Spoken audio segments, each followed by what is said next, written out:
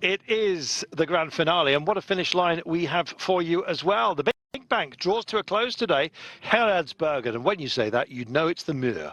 You're looking at part of it right now. They'll be taking on the Muur combined, of course, with the Keppelmuur, so the Muur proper, 4 times. Then they'll do half of it to the finish line. And in the meantime, we'll take on the Bosberg as well, and the Denderoordsberg likewise. This was always going to be a tough day, and already I can tell you the riders have been through the course. They've just about to complete 1 full lap. And then once they've done that, they've just got a none too small matter of doing it 3.5 more times. Can't wait. Yesterday, we had ourselves a time trial, and an absolutely superb one it was as well. Mathieu van der Poel. A lot was expected of him out there, but he, like many others, were just a little bit hobbled by the technical nature of the course.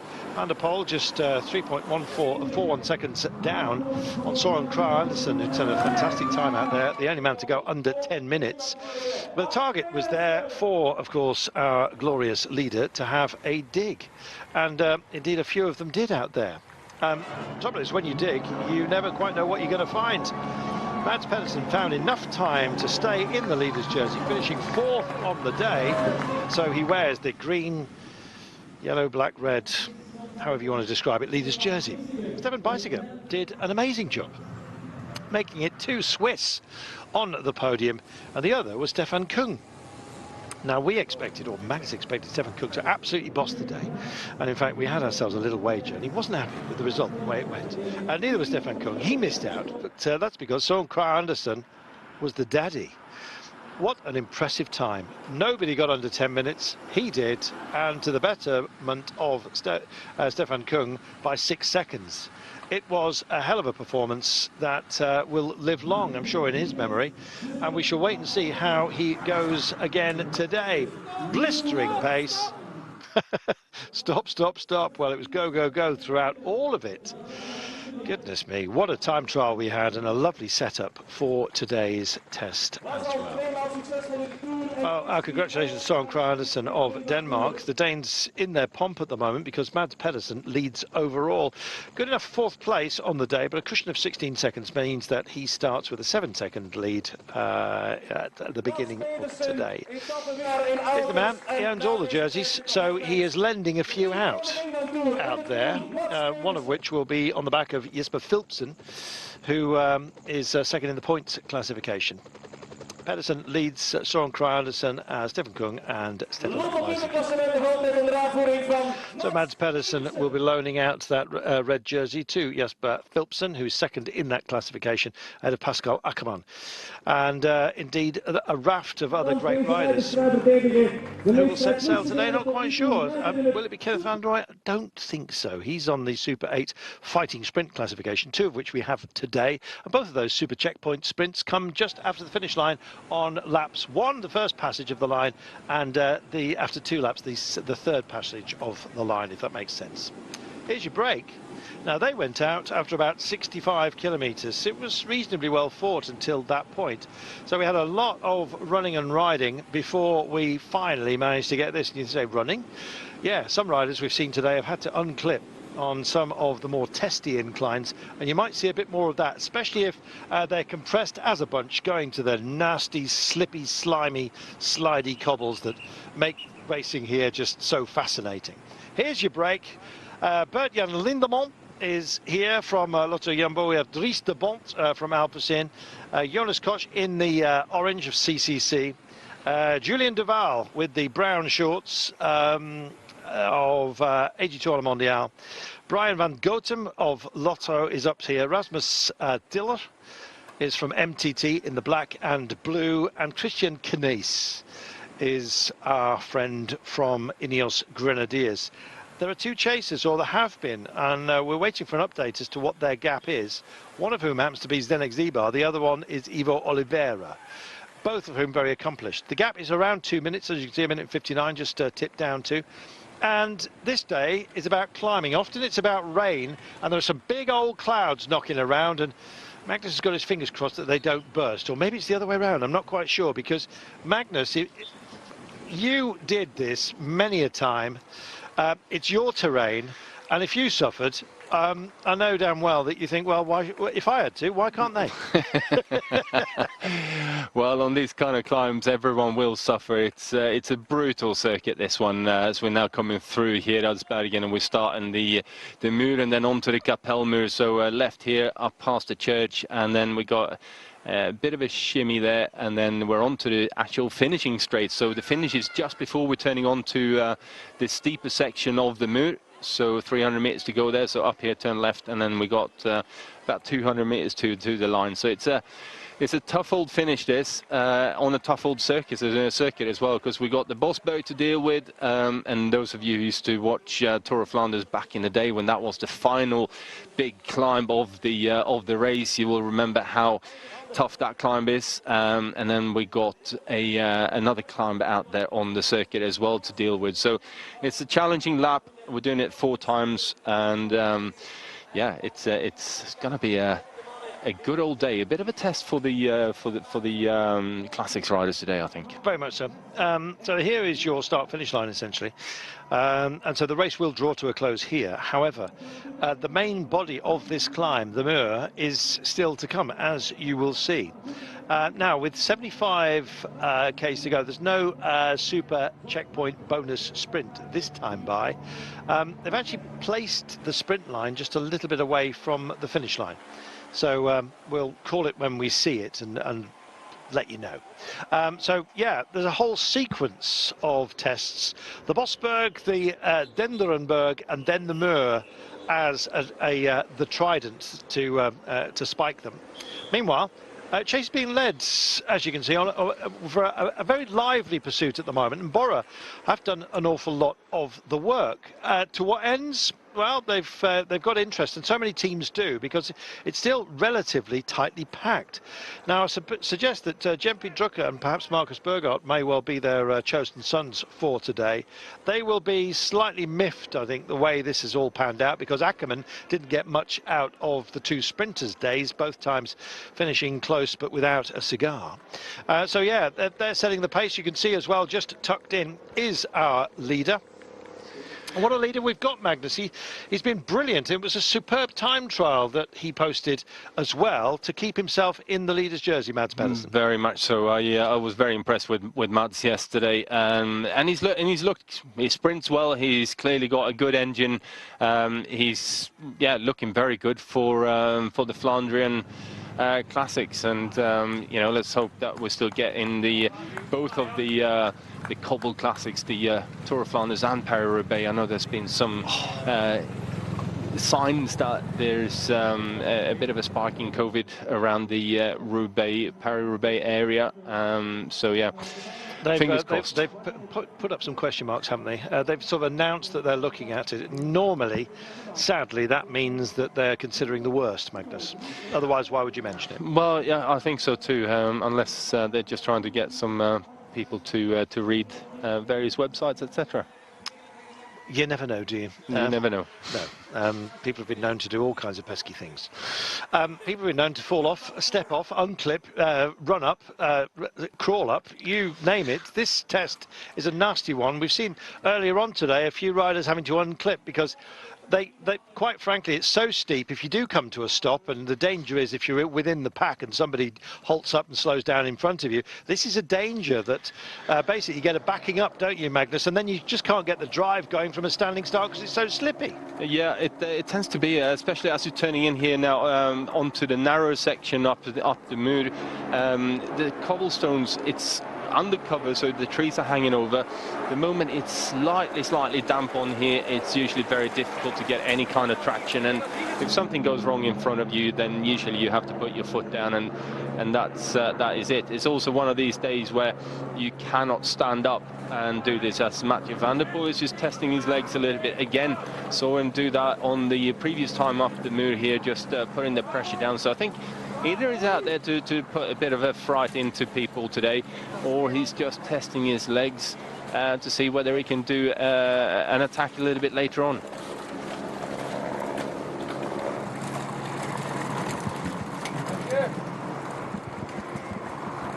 few others have unclipped. Eber Bosenhagen just having a little bit of difficulty. You saw a few at the back as well, unclipped as we approached. Camera just pulled away to give you the head of the race. But look at it, bouncing all over the place. And Magnus, we were having a chat before we came to air, and you're mentioning the fact that it's better just to depressurize your tyres ever so slightly for this kind of incline. Does that count for the rest of the day? And we've got the pushers. Yeah, as you can see, some of the best riders in the world, they're having to walk up this, and it is incredibly difficult to get the grip here, especially if you're running a bit too much pressure in the tyres. So usually on a wet day on the cobblestones, you got to let about 5 to 10 psi out the tyres to get them to deform and create a bit of grip, as Mark Cavendish and Charlie Courtman are riding up here together. Yeah, a few others, as you can see, just not in a happy place. Meanwhile, this man is constantly stretching his legs. As you say, I don't know whether this is to put the worry on everybody else, but you feel like he's biding his time, or I thought he was, but he now has indeed pushed off. Mathieu van der Poel does this sort of thing, Magnus, and this is a joy to see. Yeah, it definitely is, and he's gone racing. You know, he sits at 17 seconds on the general classification, and at the moment, Trek Segafredo are somewhat down on manpower. And with that, why not give it a go here now? Because they're forcing Mads Pedersen to start doing some work. Obviously, there are other teams out here who are going to be quite keen to make sure that... Look at it behind as well. This has been a wake-up call for absolutely everybody on the incline that we've just seen. And right now, they're arguing about who's going to set the pursuit. You let these guys off the leash at your peril, don't you, Mags? Well, definitely, especially someone like Van der Poel, who's renowned for doing these kind of attacks. He just puts the pressure down whenever he feels like it. It looks like a fun bit of road to go racing on, and usually at moments when no one really expects him to either. It's 72 kilometers to go, and Van der Poel is now tearing this whole race apart, and obviously got two riders with him from De Koning Quickstep. Well, one of them, Seneschal, my pick for the whole event, has come with him as well. Now, Seneschal from De Koning is, just 31 seconds down. Van der Poel himself 17, so within reach, but it means that Seneschal can't afford to ride all the way home with Van der Poel, and that's a difficult task to manage, quite frankly. Van der Poel's had a quiet time of things since he came out of lockdown, but really seems to be finding his legs, and he's proving that right now. I thought if he was going to go for it, it would probably be a bit later, Magnus, but he's reaching out early, and we've seen that before here. Well, that's the normal thing to do, isn't it? To bide your time, be patient, wait for the race to kind of develop, and then put the pressure on and make that big attack. But in so many races, we've seen Mathieu van der Poel do this when he feels like he's gonna go. He wants to go racing. He enjoys the circuit and whatever is in front of him, and all of a sudden he just kind of decides to light it up. You saw that at the national championships when he won that. Everyone was riding happily in a group of about 15, 20 riders, and they're coming into the bottom of the climb on that particular circuit with 40, 50 kilometers to go, and he thought, well, this looks like a good bit of road to try and attack on. I'll do it now. Yeah, let's give it a go. Also, I think as soon as you start to hear riders suffering and the clatter of cleats on the cobbles, I think you know that it may well be a great opportunity to actually dig in at a moment such as that. They're exchanging nicely just for the time being. Seneschal just trying to encourage the rider from Cofidis, the Cyril Lemoine, to come and do some work. He had to work hard there to make him do something. Yeah, he did. But then, if a rider is really being pushed to the limit, going up over the Muur, then you know, it's going to take a little bit of time to recover. And if you got two monsters like Seneschal and Mathieu van der Poel putting the hammer down, then it's very difficult to recover, even if you sat in the wheels, because what you find is that you're almost at your max power, even following the wheel in front of you. So yeah, I don't blame him an awful lot, but we'll see what happens here now as we're starting the Bosberg. Yep, indeed, maximum 11%. You'll see it because the riders will be looking like they're on some kind of Sunday afternoon. The minute and two now, they're really charging into this Van der Poel and Seneschal, Cyril Lemoine. They found themselves about 20 seconds on the pack, and they've had to work hard for it, especially as it seems that in the form of Cyril Lemoine, they've got a bit of a passenger. Yeah, but this section of road that they're on here now, that although it does look flat, it's actually uphill by about 3-4%. So the difficulty with the Boss Valley is that the steepest part is right at the very top, just before you get onto the concrete again. So although the climb isn't actually that long, it is a lot longer than what it looks like, with the added bonus bit down the bottom that you're still having to put some big numbers to get up. And then right where the riders are now, this is where the steepest section is. They know they're coming. You saw, looking over his shoulder, Dries de Bont, the Belgian champion, and suddenly just changed his cadence, and there's your answer with Cyril Lemoine. Just can't keep up. Class apart, I think you might say. No disrespect to Cyril, but when you got Van der Poel and Florian Seneschal, who love this kind of terrain, there will be other days when Cyril Lemoine would function better, but this is just not to his liking, not as much as these guys are enjoying it. And look at the way they're eating into the gap. Now, the Belgian champion will have heard that the Netherlands champion is hot on their heels, and in the company of Seneschal, this is a strong pairing that I think will make the bridge. There's a prediction, but it's easy to do when you've got riders of this standard. Yeah, definitely. That gap is obviously somewhat foreshortened by the camera, but I think Seneschal and Van der Poel are really going absolutely everything they got here now. And I've got to say, Seneschal is actually looking like he's matching Van der Poel pedal stroke for pedal stroke or not going up that climb. Well, he's said to be on terrific form, his own words, and riders don't normally blag about being good.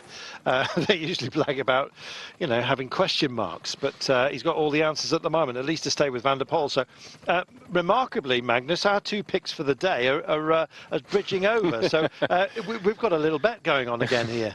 Yeah. Before we came to air, Magnus said, "Fancy Van der Poel," and I said, well, you know, out-and-out favourite, so I'll look elsewhere.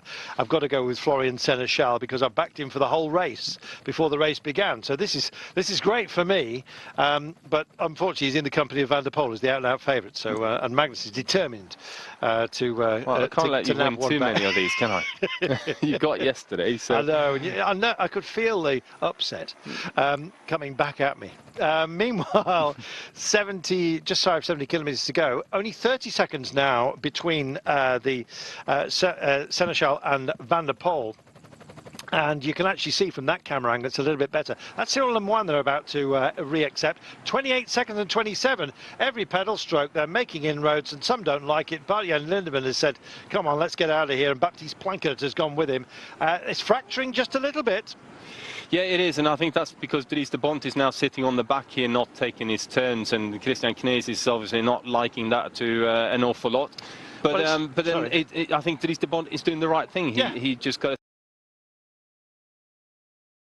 sit here, wait for his teammate to come up here. If it can do anything to slow it down so that Van der Poel gets across to this group quicker, then that's a good thing.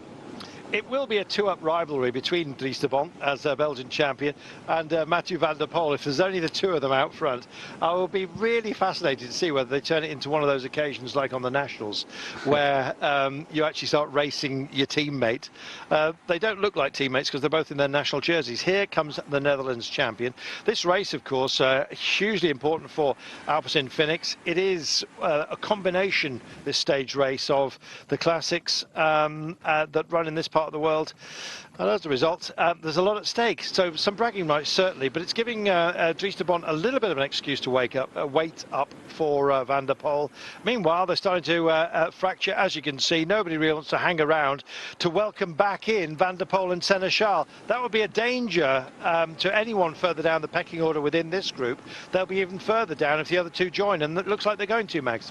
Yeah, I definitely think they will do. They've committed to make this bridge across here now, and I think they will put the power down as soon as they get up there as well. But you know, I think for Dries de Bont, it's a good thing that he's now getting to sit on the back. He's resting up. He's waiting for Van der Poel to get to him as Van der Poel decides to tighten up the shoes as we need a bit more power going into it. But yeah, it will be a different dynamic of that group as soon as these two guys get up to the front there.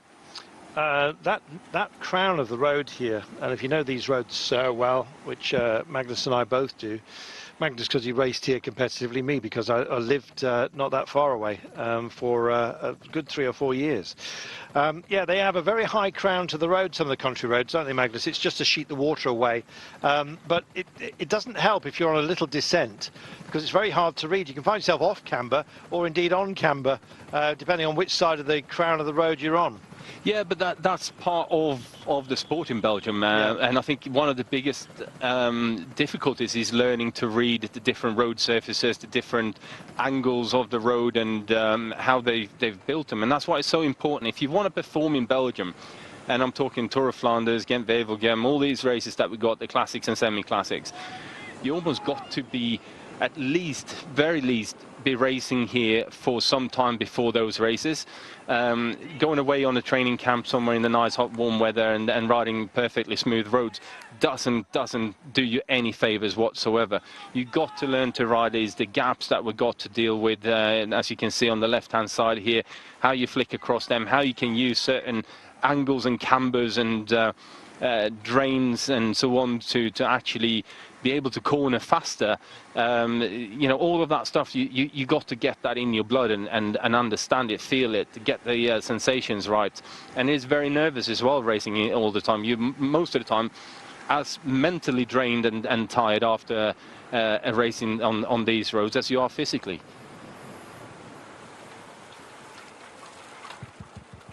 It's a bit like parkour cyclocross, isn't it? You know, you've got so many different surfaces to deal with. I mean, look at this. Your street furniture, smooth asphalt, then we're on to bricks, we're on to cobbles, you're on to hard standing ground, concrete slabs right now, and I'm just calling it as I'm seeing it. It's mad. It is, but it's I gotta say, I absolutely love it. I do miss this particular part of the racing, when especially when you're on the front like Trek Segafredo are now here, and going through these corners, you're putting the pressure on, and you look back and you're seeing the whole bunch. You know, there's gaps opening up between every rider, and you're thinking, yeah, I'm really putting these guys in the hurt locker now. Van der Poel and Seneschal are very close at hand. In fact, they stripped the time out. They're just about to join up. They are on a mission, and that mission will be completed, I think, in just a few moments' time. It's, 54 seconds back to the peloton right now, and it looks like they have disengaged from the chase to try and stop Van der Poel and Seneschal reaching that group. With a teammate to hand for Mathieu Van der Poel, that's going to be pretty useful, I think. Both he and De Bont will work together beautifully, I'm sure. Will it be to the detriment of Florian Seneschal? His only choice is to go solo, and if he does, he's going to be matched, I think, by Van der Poel.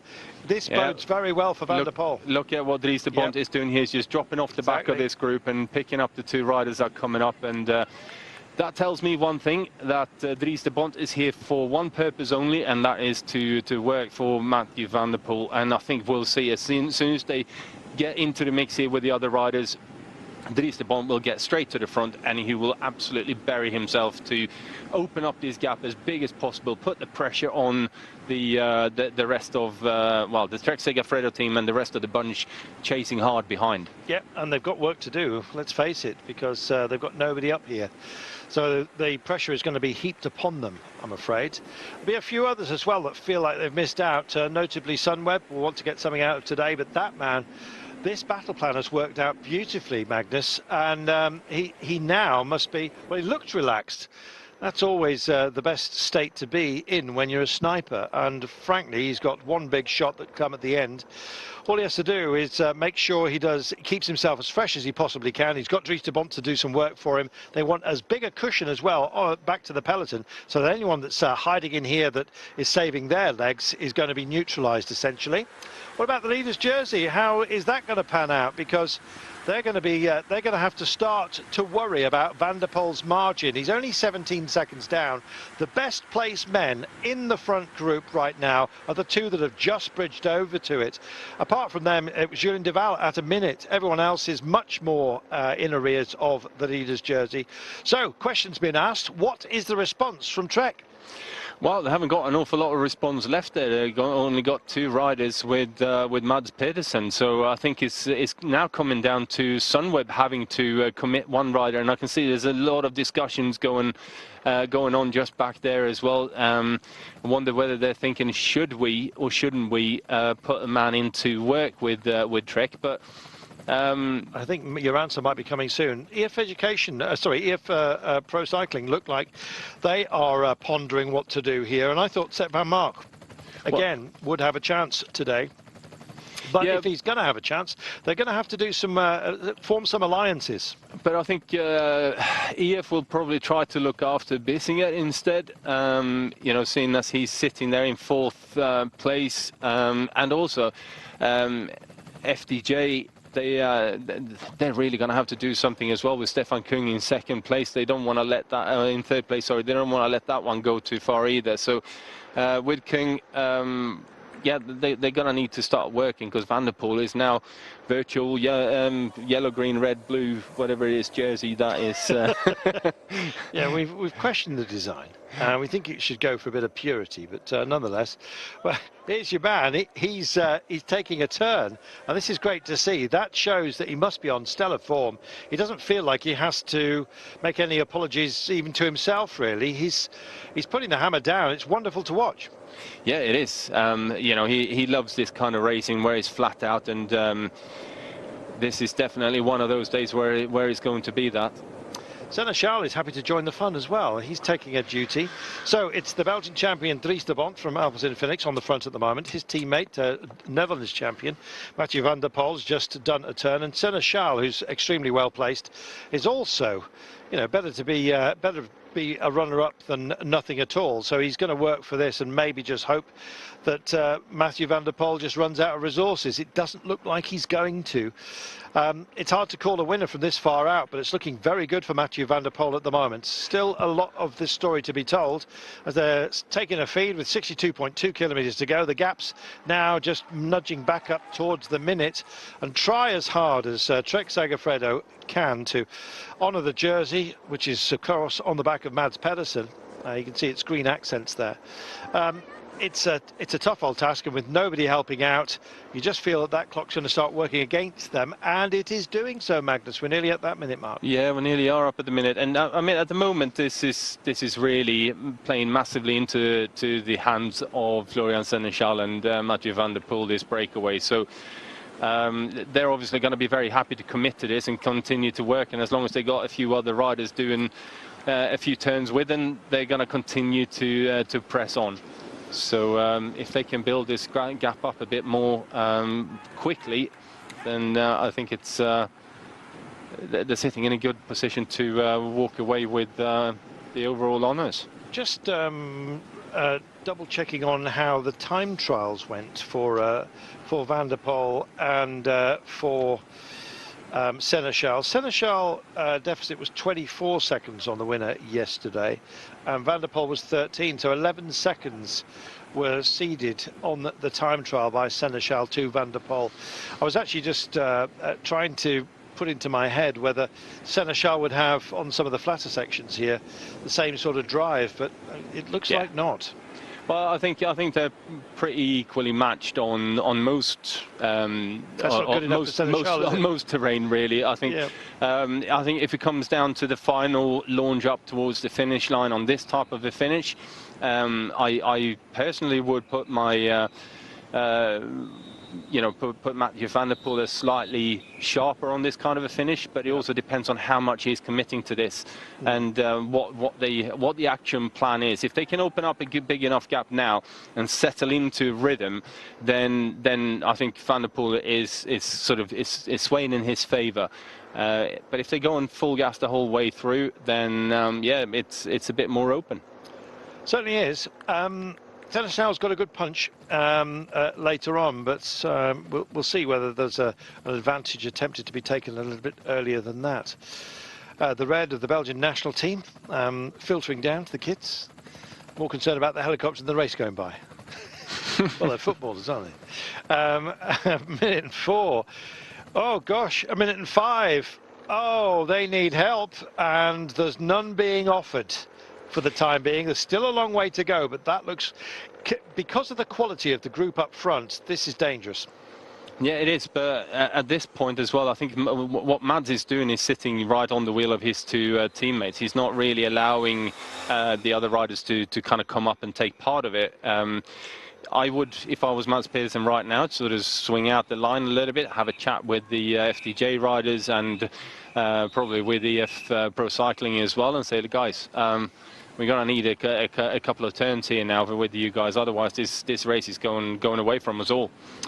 Yeah, Groupama, of course, working for Stefan Kung, who had such a great time trial. Yes, it's just not quite good enough. And EF Pro Cycling, of course, for Stefan Biesiger.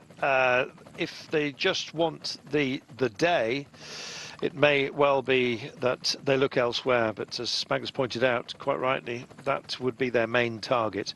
Sepp van Mark notwithstanding, we'll see whether he decides to snatch something a little bit later on. That would be at with the blessing of Biesiger, who sits in 4th place, would love a podium.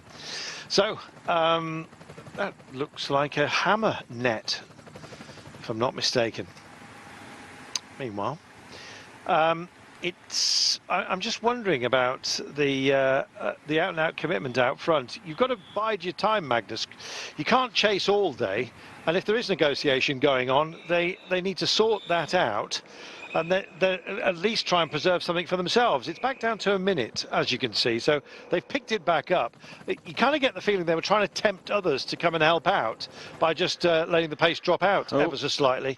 Puncture there. Well, it's just what you predicted at the beginning of the day, Magnus, that there would be plenty of this. I've seen remarkably few, to be honest. Yeah, Leonardo Basso here from Ineos Grenadiers is having a rear wheel puncture. So, and there is something that the rider can do if he's not using discs. Yeah, but again, I do question this sometimes, that the rider getting off his bike before the team car is up just on their back wheel. He'd lost an awful lot of time before he got that wheel and got going again. Because they're riding, most of the riders are still riding on tubular tyres. You can ride that tyre, even though it's punctured for quite some time, and at relative speed as well. Yes, you've got to be a little bit careful in some corners, but on a straight bit of road, you can ride it for quite a long time. So what you do is you sit at the last wheel of the last rider in the peloton for as long as you possibly can, with your hand up, waiting for the team car to get up just behind the commissaire's car, and at that point you swing over and stop and take the back wheel out. That way you're getting another wheel and you're on your bike again within 4 or 5 team cars going past you. Nice turn. Technical one as well. It was, by the way, what I meant was nicely taken turn.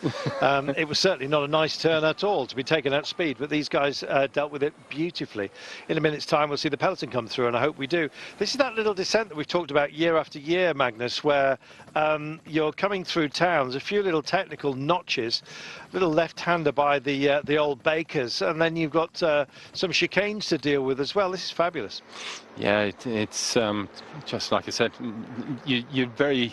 There aren't many other places in the world where you're getting these kind of roads and the twists and turns and the narrowing and widening of roads, and you're turning off them, and you've got to deal with a curb and all sorts of things that you've got to play with. So like I mentioned earlier, you've got to get the feel for how the road networks are built up, how the surfaces are, and what the corners are like, and how to best take them.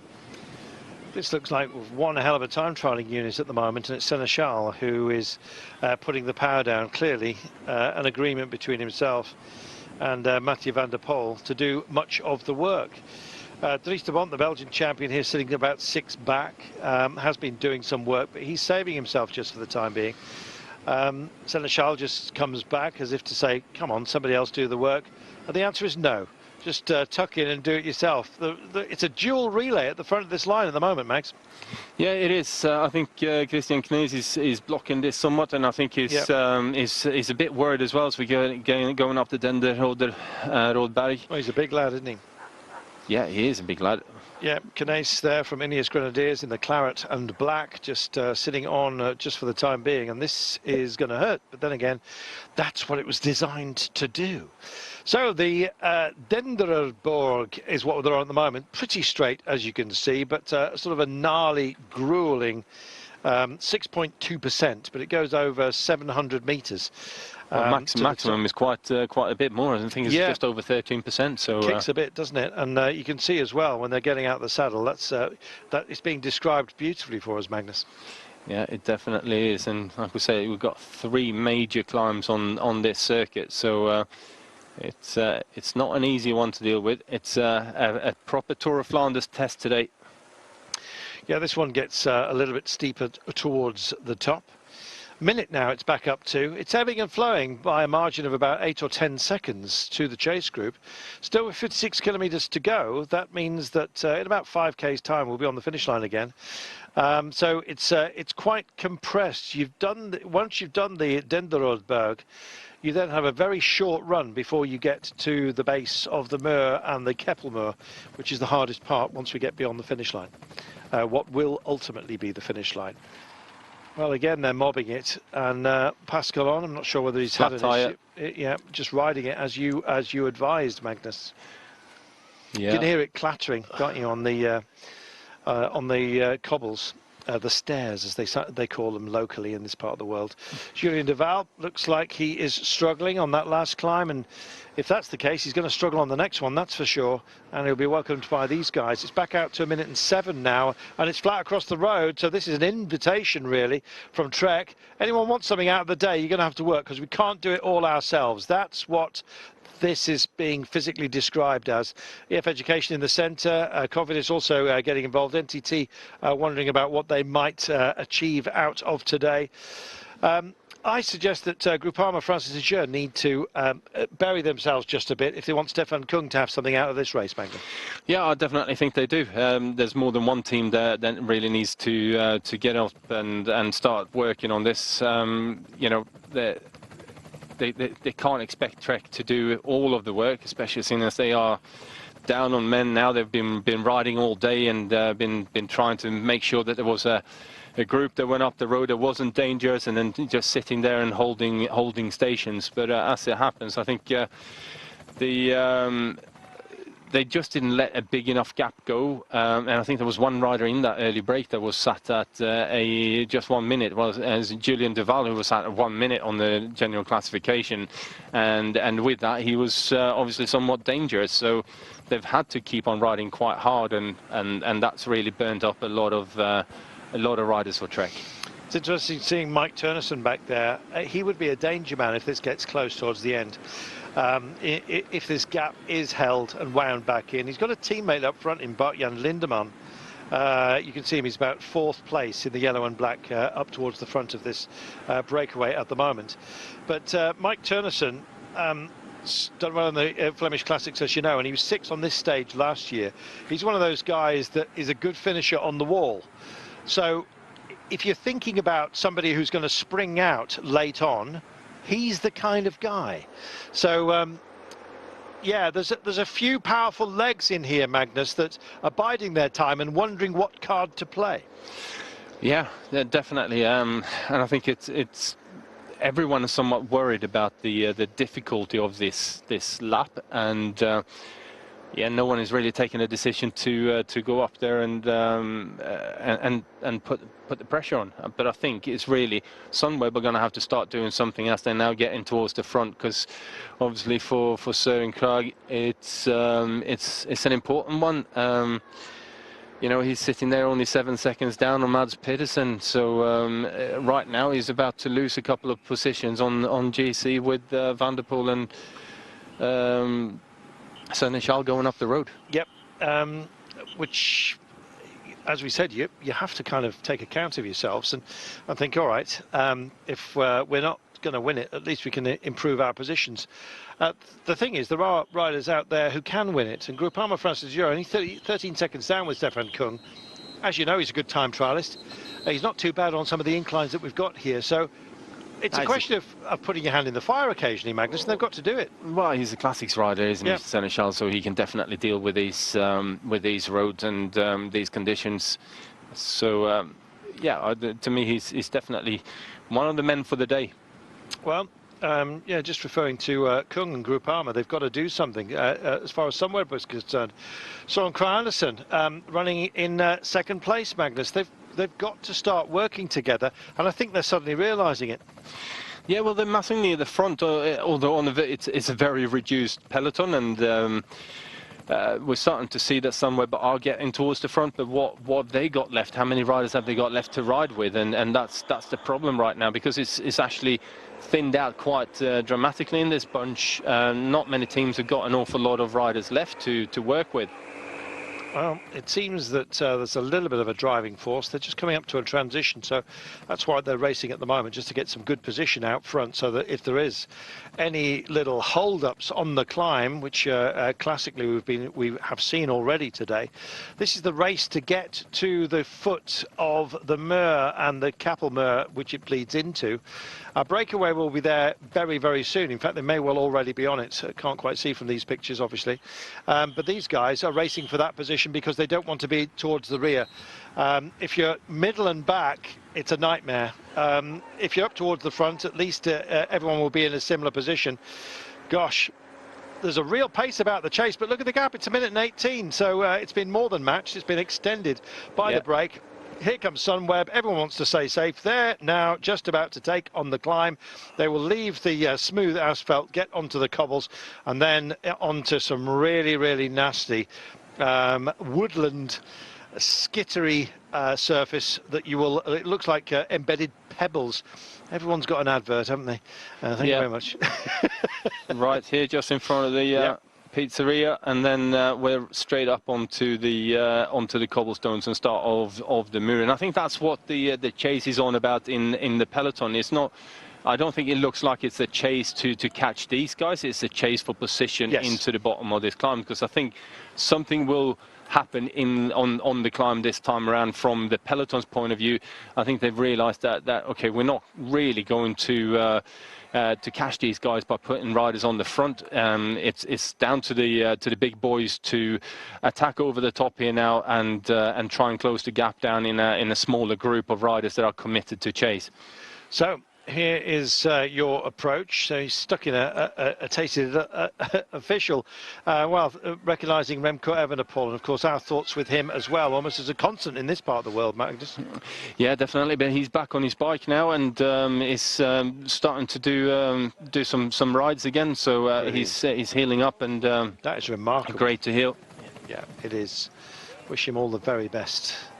Indeed, all the other riders, so many of whom fallen in this year. Meanwhile, 50.7 kilometers from home, and these are the twists and turns to the approach. It's the old Market Square, by the way. Yeah. And they put in these barriers just to sort of zigzag a bit, normally to get more crowds in. They, of course, been held back. You see the 2-meter barriers as well, keeping what fans are allowed here at bay. Meanwhile, some gloves just being dispensed with. This is a man who's he couldn't look more threatening if he spat on both hands and rubbed them together, as they used to do in the old silent movies before a big old punch-up. Mathieu van der Poel is ready for a fight, quite clearly, Magnus. Yeah, definitely, and that bit that they were on just there, going past the finish line, is about 7-8% on cobblestones as well, although they're relatively nice these days, because that whole area has been redone quite recently and created loads of parking space, because Geraardsbergen is quite a big tourist town, where people tend to come, and not just for cycling but for other things as well. But Van der Poel putting the pressure on here now, Seneschal following, Dries de Bont trying to go with the two. It's the pair of them. We thought it might be once they came over. They've done most of the work as well, and it's frying the rest of the group.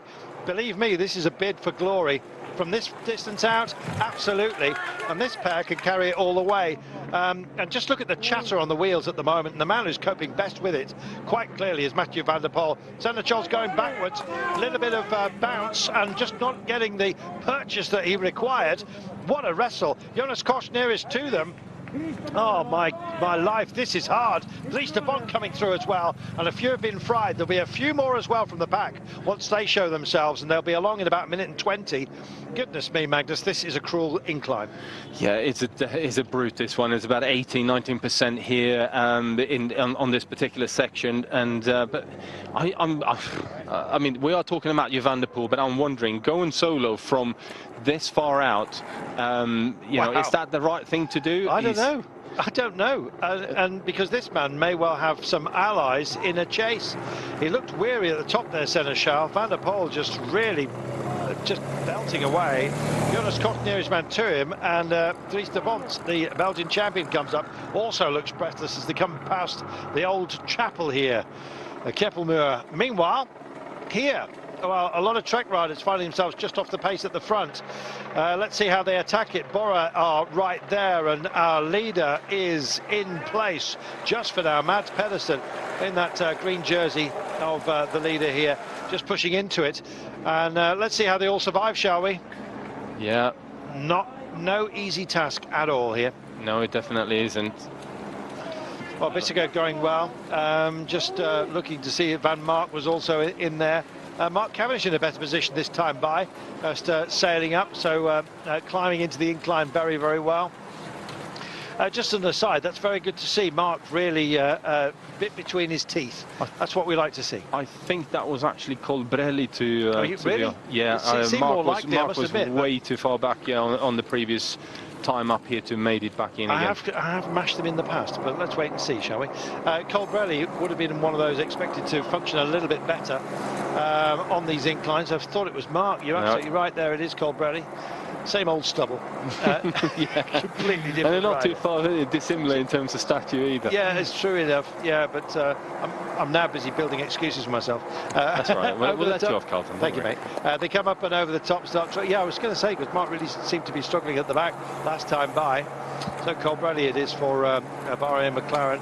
A drink offered and not liked and cast aside. That's not a thirsty man. Necessarily, if you drink anything, if your tongue is as dry as a stone. Meanwhile, this man, a rolling stone, rock and roll for Van der Poel. He's gone for it, 48 k's out. Yeah, and just did you see that corner that he took? He was using the curve, the slightly angled curve, to carry more speed around that corner. But Seneschal hasn't given up just yet. He's going to want to try and get back onto Van der Poel, but that's a big gap that he's opened up, and on a descent as well. So to me, he's a man, Seneschal, who looked like he was struggling that time, and if he struggled that time, well, he's got problems, because he's still got to do the Muur a couple more times.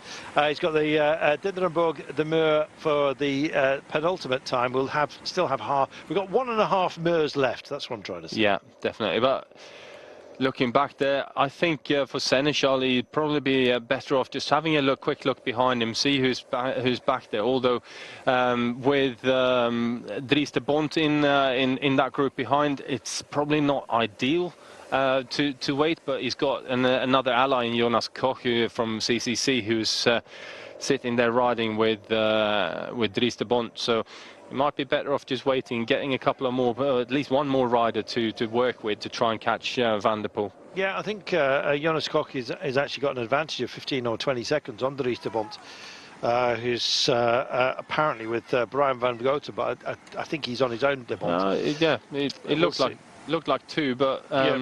But Jonas Koch's solo, so he could wait. He should wait up for him. You're right. It's a gap of about 11 seconds between the pair of them. So this is Seneschal you're looking at right now. Jonas Koch should be coming up behind this motorcycle if he's got his sensible head on. He'll be using the motorcycle as best he can to follow and get some aero assist.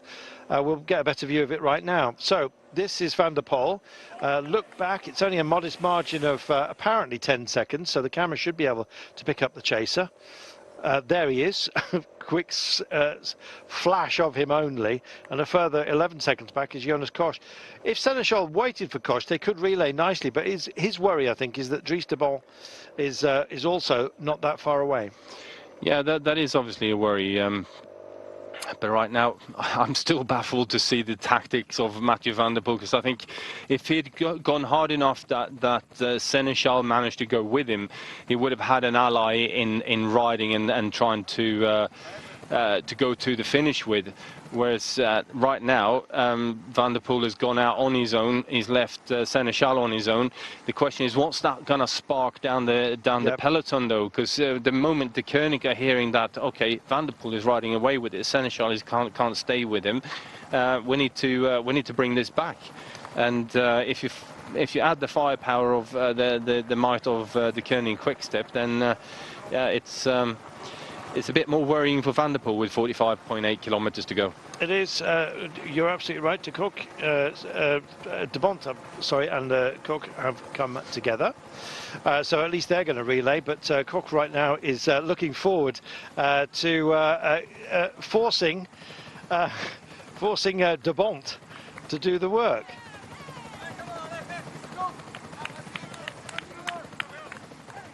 Here's their secondary chase, as you can see. But this man has detonated the breakaway, I'm afraid, and I'm afraid for him, to be honest. I know he's got quite a margin as it stands of 24 seconds, but let's see whether he manages to maintain it for the next 45, shall we? Yeah, I guess that's the big questions. But you know, we've been stunned in the past by the tactics of Van der Poel and how he rides his bike, and I know there's been some big battles between him and his dad and some of the sport directors in the team, and saying that, you know, you got to ride like this, you got to do this at this point and that at that point, and he's going, no, I just ride like I feel like, and well, it seems to be working. He's building on his gap back to Seneschal here. 45.3 with a 28-second gap. Let's have a look. 29 seconds, half a minute. Is it that much? Yes, it is. Yeah. Because it's on this climb, and Seneschal is struggling. His best bet would it be to go back. He's going to find Dries de Bont back there, and then he's going to be forced to work with Jonas Koch, I believe. But look at him, he is really labouring, which says to me, Magnus, that Mathieu van der Poel didn't need to have that much fear of Seneschal. He could have ridden with him, almost tempted him, if you like, to with the offer of or the chance of getting something glorious out of it, and then used him as a springboard himself to allow him to do a little bit less work. Strange times indeed. Yeah, very strange tactics, but you can see that that Seneschal is really working very, very hard indeed, and here's now Colbrelli having a go on the Bosberg. No response from anyone in the peloton, though. So no. Well, before we came to air, Magnus, I said Colbrelli, he can go well on inclines such as this, and this is his all or nothing. You may as well go all in at a moment such as this, because other riders are doing exactly that, like Mathieu van der Poel. Yeah, definitely. But like we said, we're just going to have to wait and see how this plans out, because you know, it's one rider against the peloton, and although it is Van der Poel against the peloton, which obviously changes things somewhat, it's a long way to go to the finish line. Isn't it funny how we've just stopped talking about Mads Pedersen? He is part of this group, but I think he's seeing his title slip from his grasp at the moment. They're a minute and a half down, so they're not making inroads into, well, this man, quite frankly. He, don't forget, bridged over to a breakaway, found a minute in very short order. I think he got over there in about 5.5 kilometers, Magnus. It was absolutely remarkable. Yeah. He's got the power, he's got the will, he's got the bit between his teeth, and he's just thinking, well, to hell with it. I feel fantastic. He must be, otherwise he wouldn't have done this. Hey, no, he wouldn't guess have. What? Yeah, Mads is on the move, and he's not getting anyone to follow him either. Oh, here we go. Here comes Sunweb, have realised, and as has the Koenig. Yeah. Here we go. There's had to happen. Well, this bravery could actually completely alter the complexion of the day. Yeah, I'm not sure it's a good thing, because when you get in all these attacks, usually it stops straight afterwards, and everyone sits and looks at each other, and there's another attack, and then that stops as well. So you tend to go slower in that way, rather than when you're having a man basically sending it around the corner like he's on rails and just keeping the same pressure on the pedals the whole way. So even on the time gap, it might look like we're making some time back, but then all of a sudden we're losing a little bit more. That car was pitching in with an awful lot of pace there. Desperate, of course, to get up the road. It's the Trek car, I think, that wants No, it's Alpes in Phoenix. Beg your pardon. Well, just missed an opportunity to get by using the pavement. Honestly, if I was a commissaire, I'd be having a word. Just bide your time. It's hard to find a place, to be honest, when the roads are so narrow, especially when you've got all these transitions coming on. Here's Seneschal. Another nice, tidy corner. He's got to just calm himself down, to be honest. I'm actually wondering whether his battle plan would be better served to actually just get back with a group that could then collectively chase down Van der Poel.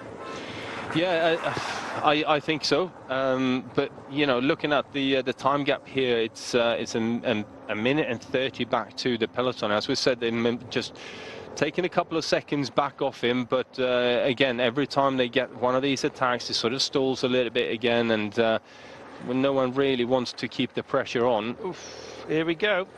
Well, it's just starting to fracture on the right-hand side of the road. And right now, well, we said as well as we came to air, what have Circus Wanty got to get out of this? Well, probably just a great stage win, quite frankly, because I think their best placed rider is André Pascalon, way down the order. But they come into this race with some options to Circus Wanty. Amy de Gent, I thought, would be their best chance, but let us wait and see. Van Spraybroek was the man who took a trip into the cornfields the other day, wasn't he? And yeah.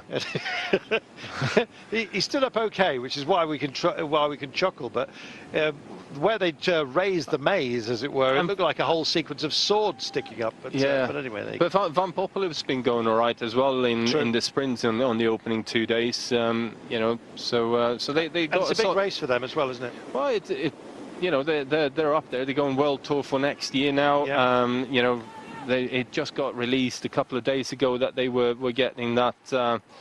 Oh, there's a man who's been through here before. Well, there's a man who definitely rides cyclocross and is able to do just about anything he wants with a bicycle.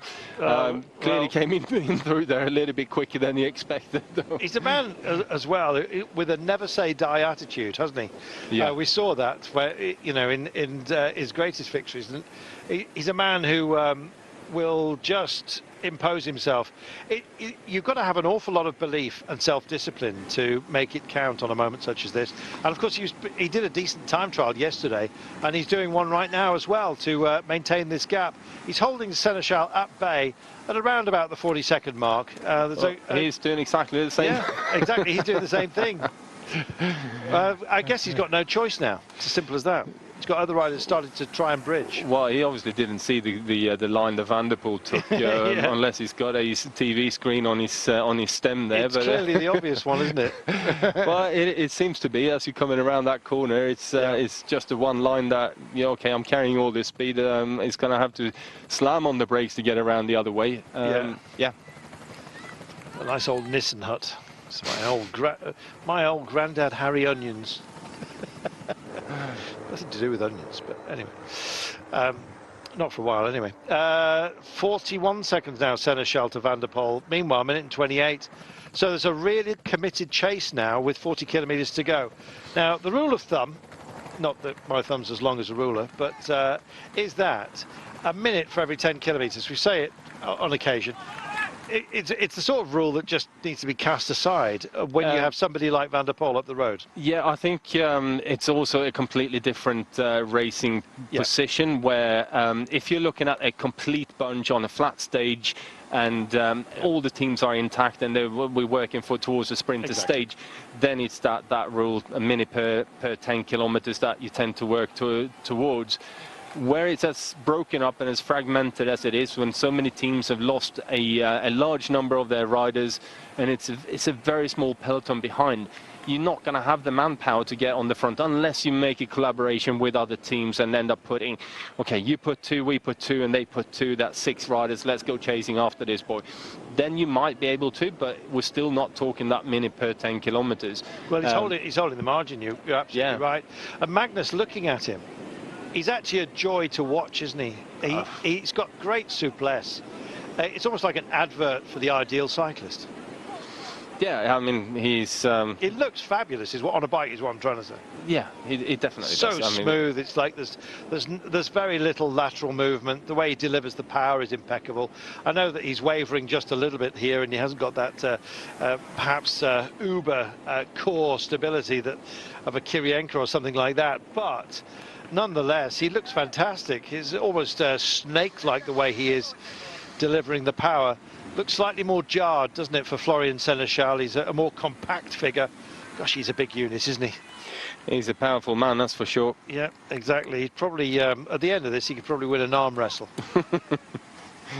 53 seconds now to him, so clearly that souplesse that we've been admiring in Van der Poel is more than that. It's power as well, and The gap now, this man is going to be within sight of a chasing peloton. He's going to find himself back in the pack. It's worth noting that Van der Poel isn't losing any time to the peloton, but Seneschal is losing time to Van der Poel and to the peloton.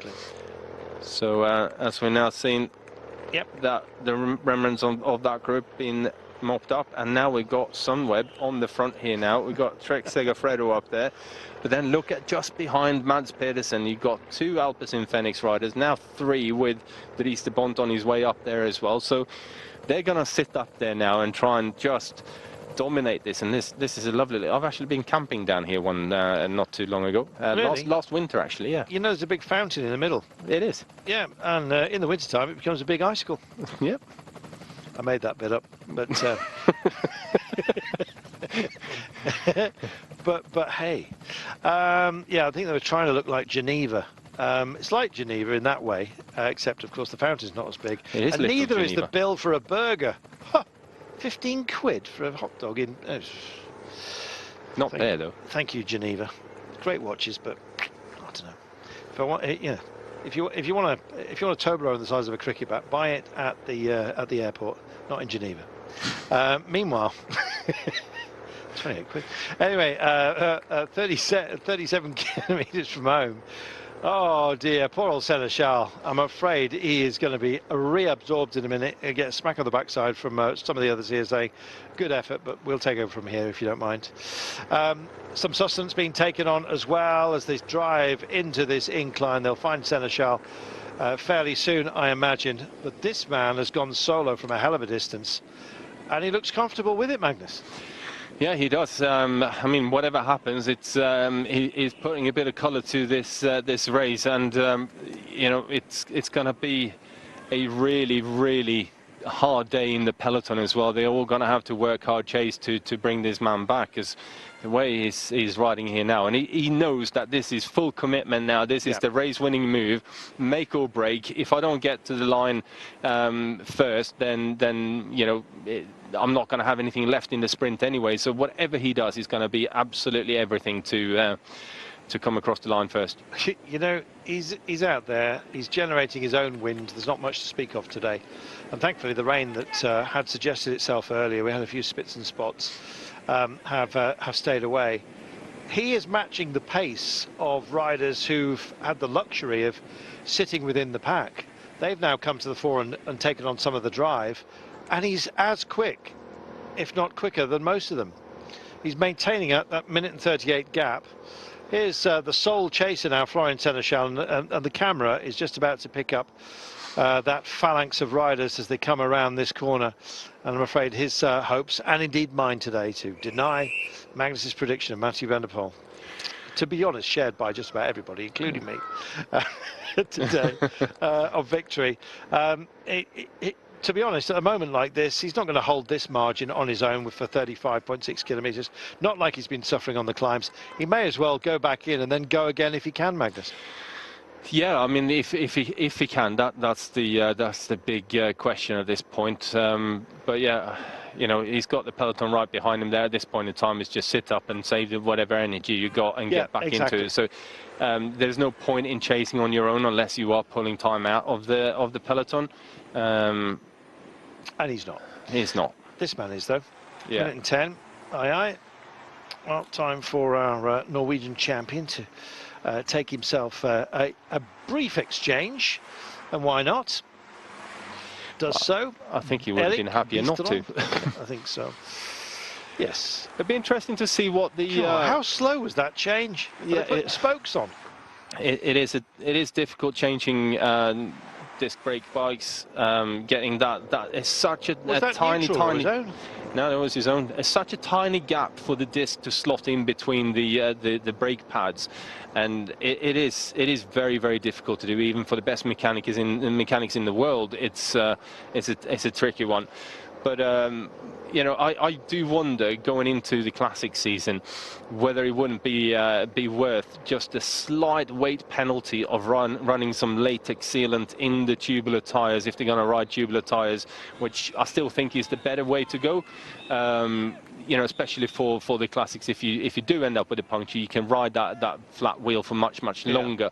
But with the difficulty in changing wheels, either change the bike straight away, or I think it'd be worth to just, like I said, have that slight weight penalty, run some latex sealant in the tubular tire, and then at least that will sort of plug any smaller sort of prick punctures that you tend to get. You'd think with over all the years that there would be now solid tyres that had finally made a breakthrough, but none of them have ever been held as being adequate. This is the Helix, apparently, or known locally as the Helix, but spelt the same. There it is. I don't know what it is. That's usually a D, isn't it, in Belgium? The Helix. Yeah. Oh, right. You're absolutely right. Should have known that. Yes. And a man who now has realised it's not worth the candle. So will he go again? Do you know where that expression comes from, by the way? No. Oh, it was that was the only form of light, and it was whether the they were quite expensive, made of beeswax candles, and so you had to decide whether it was actually worth lighting the thing or not, or sitting in the dark, or whatever job you had to do. Meanwhile, they're all back together, a minute and 26. Yeah, that's one to forget about. Yeah. As Seneschal, I'm afraid, not Seneschal, you understand, he might go again, but to be honest, the amount of effort he put in, and he really looked like he was fading on that last climb up the, not only the Dordenberg, but the Keppelmuur, of course, the Chapelmuur at the top. By the time he got there, he looked like he was going to bend a knee and say a prayer. These guys, they'll be hoping and praying that Van der Poel is not as strong as he looks at the moment. They've got a problem in that he does look capable of delivering this. Well, yeah, he does, although they are holding stations at least now, and we've got a couple of teams up on the front here now committing to the chase in Sunweb and Groupama FDJ, and yeah, that's not boding massively well for Van der Poel. He needs to, at the moment, be able to wear those riders out a little bit, and at that point, if they run out of manpower, then I think he will really go clear with a bigger margin. Well, they're mustering nicely, exchanging well, and they've found 15 seconds rather ominously. Little flick-flack down past the bakers. This has been sold. There's a pizzeria at the bottom.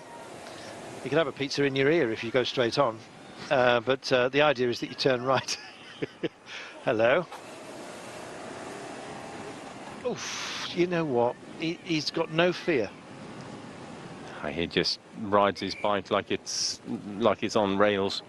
It's fantastic. It's great to watch. It is super impressive. If you've ever been to or get an opportunity to go and watch this man ride a cyclocross bike in the mud, he rides it faster around those corners than any of us would do on a dry piece of tarmac. Cyclocross in this part of the world, so just to add to what Magnus is saying, is enormously popular and prestigious, and it's a devil to get some of the best cyclocrossers to come and try the road because they just love their form of the sport, don't they, Magnus? Yeah, they do, and I mean that's and this brings the riders on as well in a big way. You know, they look at what they're doing here now, just going around these corners nice and steady, not really accelerating too hard out the other side. So his teammates are now trying to sort of block somewhat the chase as we're going through these narrow parts of town, which should help him, although that time gap has come down a little bit further. Certainly has. A little flick-flack here, minute and 16. It was a minute and 30. And I'm beginning now to ask questions of myself and my own belief. This is the Dendordberg, this long, nasty drag. It's more than that. Maximum of 13.6%. I struggle to find where that 13.6% is on what looks like a very, very constant road, but apparently it is there, but only for a very short while. a bridge between two households, perhaps, on an adopted road. And they're busy having a chat with each other. And it's not pleasant. It's almost like, come on, if you want to get something out of this day, you're going to have to help. Well, chat between teams here. Yeah, it is. And Jumbo-Visma's got a big lineup of riders left here now. So they've really decided that now's the time to put the pressure on here. And I think, you know, for Alpecin Fenix, there is not an awful lot that you can do at this point. You just got to sit there and wait and hope that they don't bring them back. Because the braking in through corners, as we say, so where you go ahead of the team riding on the front and then slowing it down, it's somewhat frowned upon. It's one of those funny unwritten rules in. It's naughty. Well, yeah, a little bit, but it's allowed, but it's frowned upon. Yeah. Well, it's just called disrupting the chase, and you'd be expected to do it. It's okay if it's you that's doing the disrupting. It's as annoying as hell if indeed you're trying to get something out of the day and kill off a breakaway. So Alpecin, of course, working for this man, who is the Netherlands champion. And finally, there are a few flyers that want to have a dig here, and this is great to see, Magnus. Yeah, it definitely is. And obviously, these kind of attacks on the climb will take a chunk of time out of Mathieu van der Poel as well. So is this Van Hooijdonk who's having it looks like it, yeah. Yeah, not quite sure just yet, but nonetheless, here is, and you can see a whole smorgasbord of different teams thinking, yeah, maybe this is the moment. Minute and 12, there's Dries de Bont. Just who was so busy at the beginning of the day as part of the breakaway, and now it's getting serious with 30 to go. It's down to 1 minute and 8, and guess what, our leader Mads Pedersen, he's not finished by any means, and a few others being tempted as well. Stefan Kung will join the fun, I am certain of it. Yeah, he's minute right there. 7, yep, exactly, minute and 7. Then back to our man out front. Picture's just jammed up momentarily as they struggle to get the transponders working. And this is a whole selection of different teams now who've decided to come and get something out of it, Magnus. That's good. Yeah, it is. Ivan Cortina there as well for Bahrain McLaren. And then you got Stefan Kung just behind him. So they need to settle themselves in, organise a fighting force and go for it once again. 29.6 to go. It's not over, Magnus, by any means.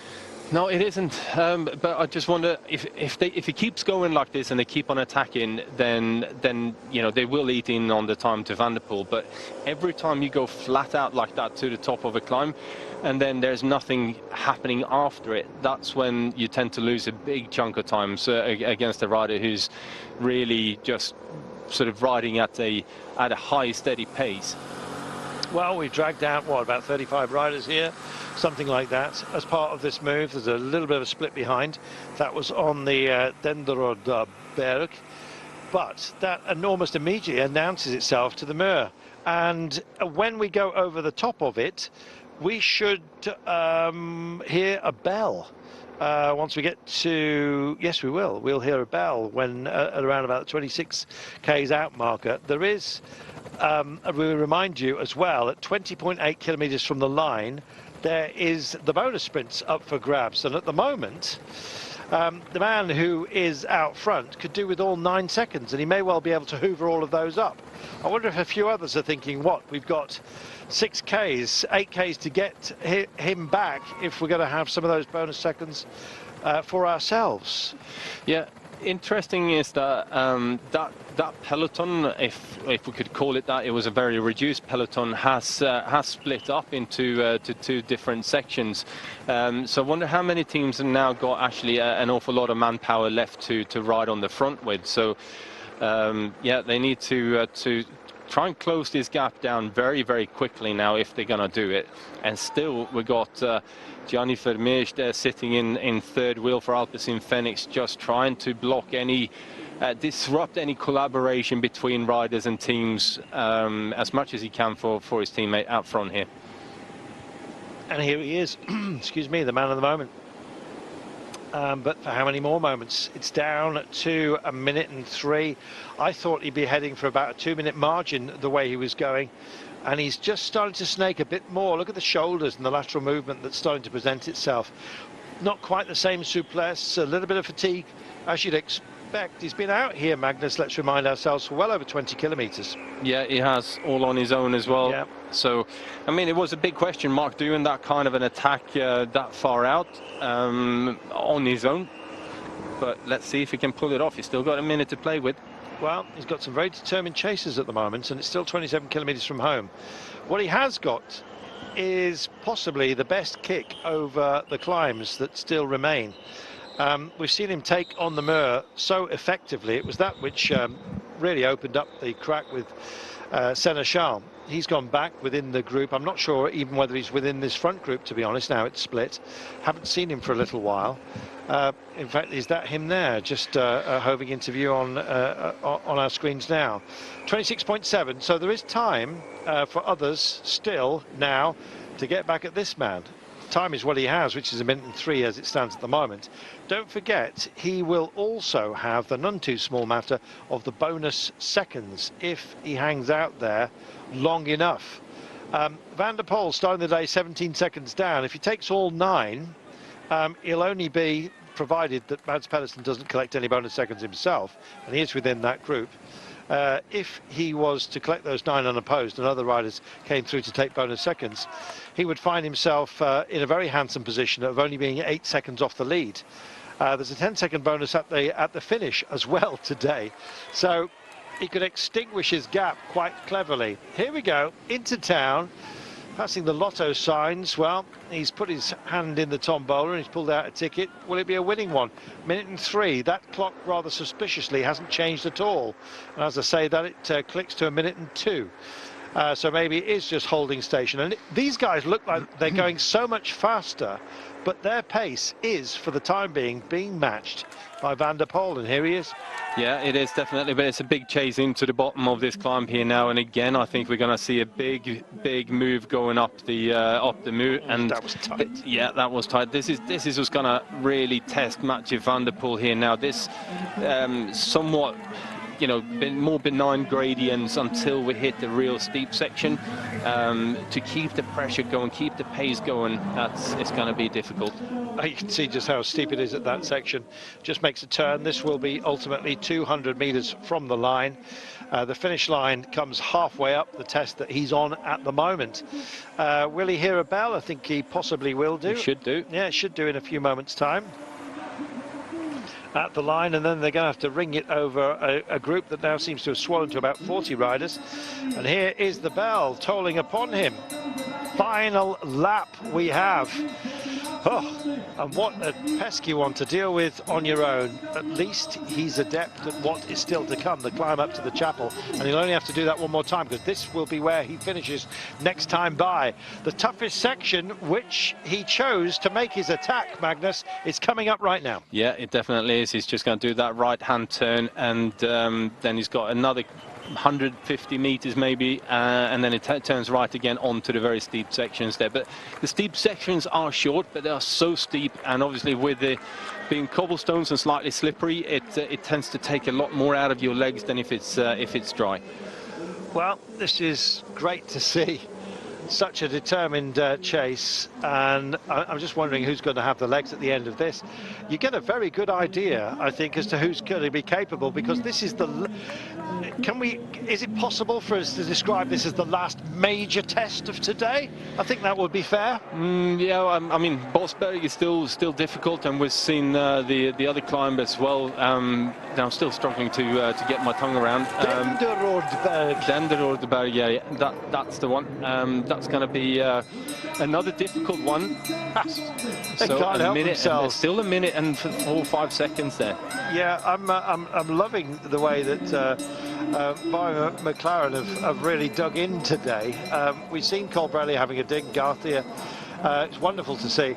Meanwhile, just trying to get a number on these guys. I think it's about 35, but others are coming to join the fun. And interestingly enough, the man who sports the red jersey is suddenly showing his face. That's terrific to see. Jesper Philipsen's still here, for goodness sake. Yeah. Now then, he's reached the chapel. Let's see what the gap is once he's dealt with this. Yeah, Ivan Cortina there now on the front, making a move, and then you've got King and Mads Pedersen here going shoulder to shoulder onto the steepest sections of the Muur van Gerardsbergen. Looking back, Pedersen is still not done, and this is a great fight by him. It could come down if the gap does become more modest.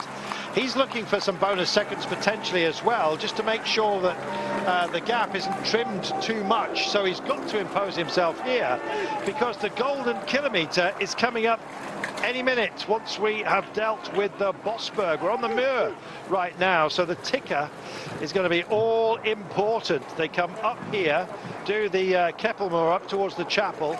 Then we have this golden kilo, and just look at the way the wheels are bouncing with the moss as it starts to come through here, and very, very slippy. 24 kilometres from home, Magnus. Yeah, definitely. It'll be interesting to see now what the time gap is when we get up over the top of this climb, because it looks to me like Van der Poel was actually going very, very strongly up here still, even though he was on his own and he's been out there for a good 20-odd kilometers by now. So can he match the pace? I think he can. Let's see. 23.5.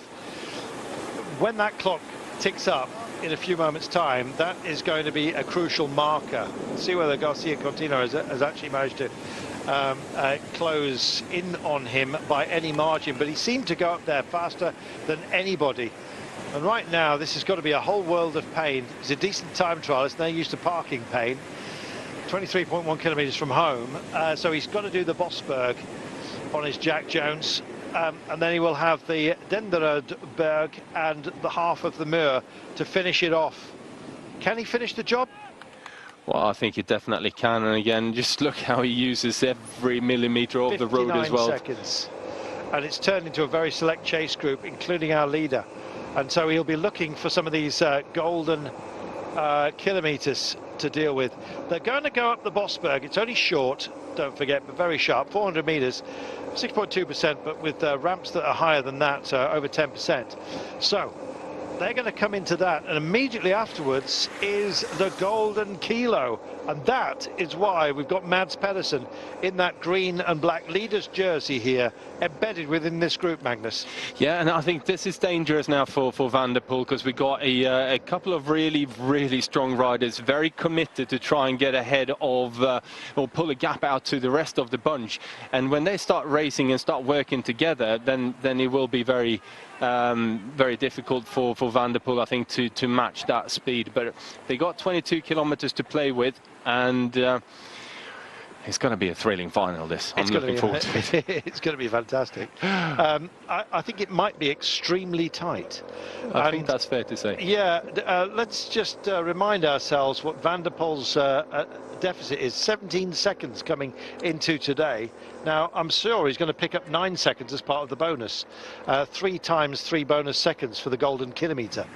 Just to remind those of you who haven't been watching all week, perhaps, the golden kilo is 3 sprints all together in the space of a kilometre, beginning, middle and end. So you hit one sprint, then 500 metres another, 500 metres another.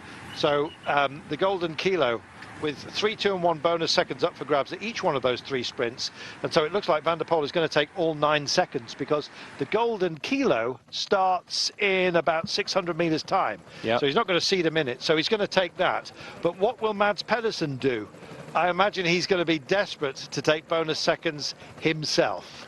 Who's with him, though? That's the big question, Max. Well, you've got Colbrelli and Cortina in there as well. And he's got Kung, who wants bonus seconds likewise. Yeah.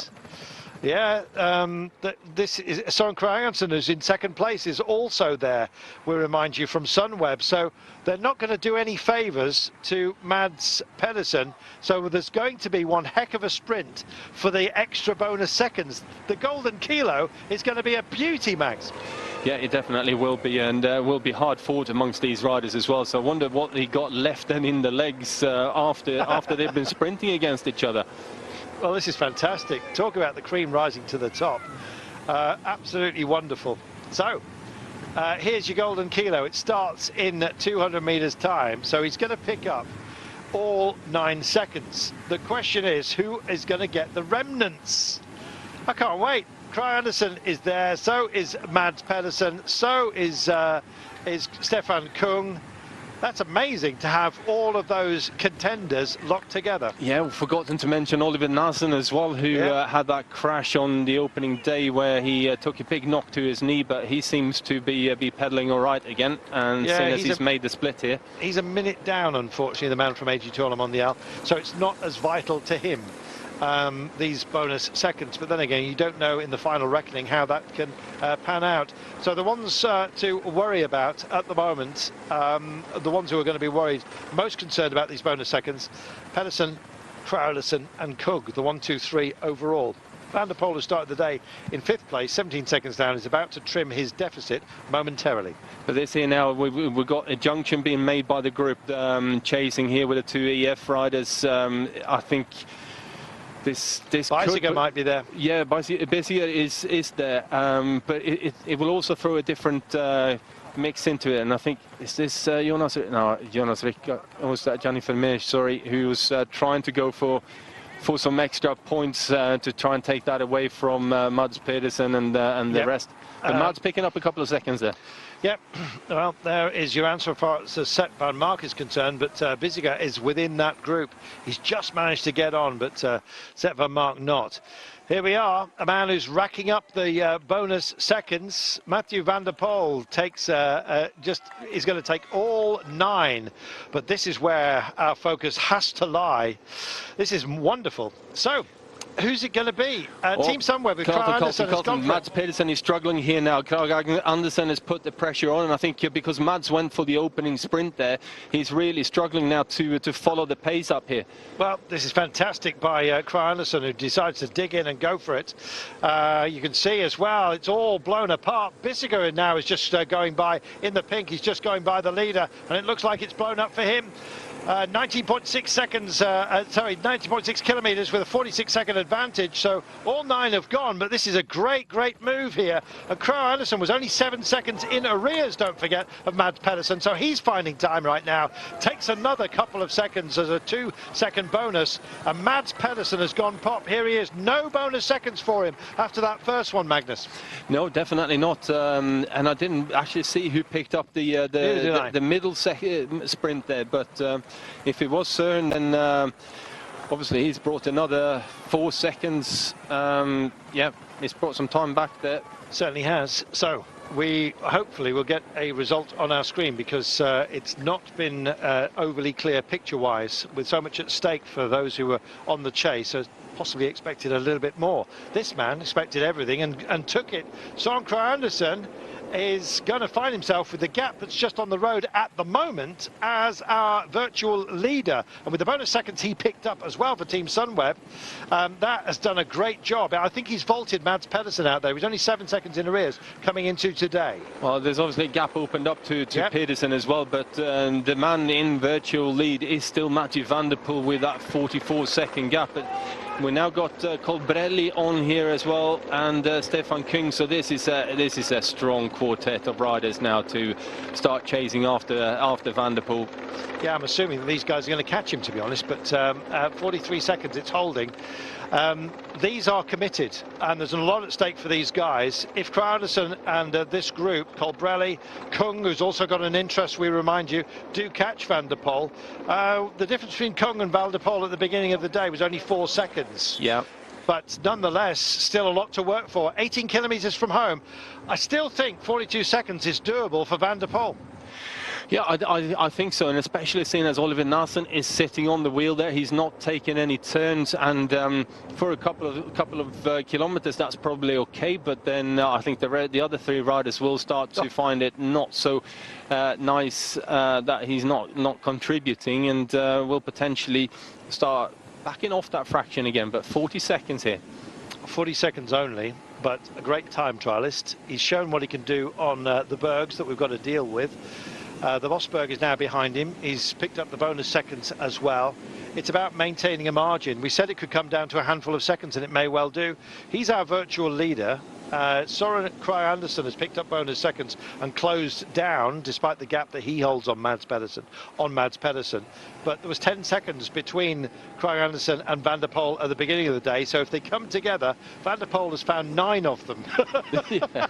It's a mathematical conundrum, but nonetheless, what a finale we've got to this, Magnus. Yeah, we definitely do. It does require a spreadsheet, this one, to work out who's where and what's going on. But this is why we love bike racing. It ain't over until we cross the line. And yeah, we got Mads Pedersen there now 21 seconds behind this quartet of riders, and having to chase hard to try and bring this back on his own as well. Not really going to get an awful lot of help apart from maybe Bissinger, who's going to want to close this one down. But behind him you've got Ivan Cortina and can't spot who that is, the Mitchelton. Can't see at the moment, no. But Bissinger most certainly there. Who's it like to be for Mitchelton, Scott? Wouldn't be Rob Stannard, would it?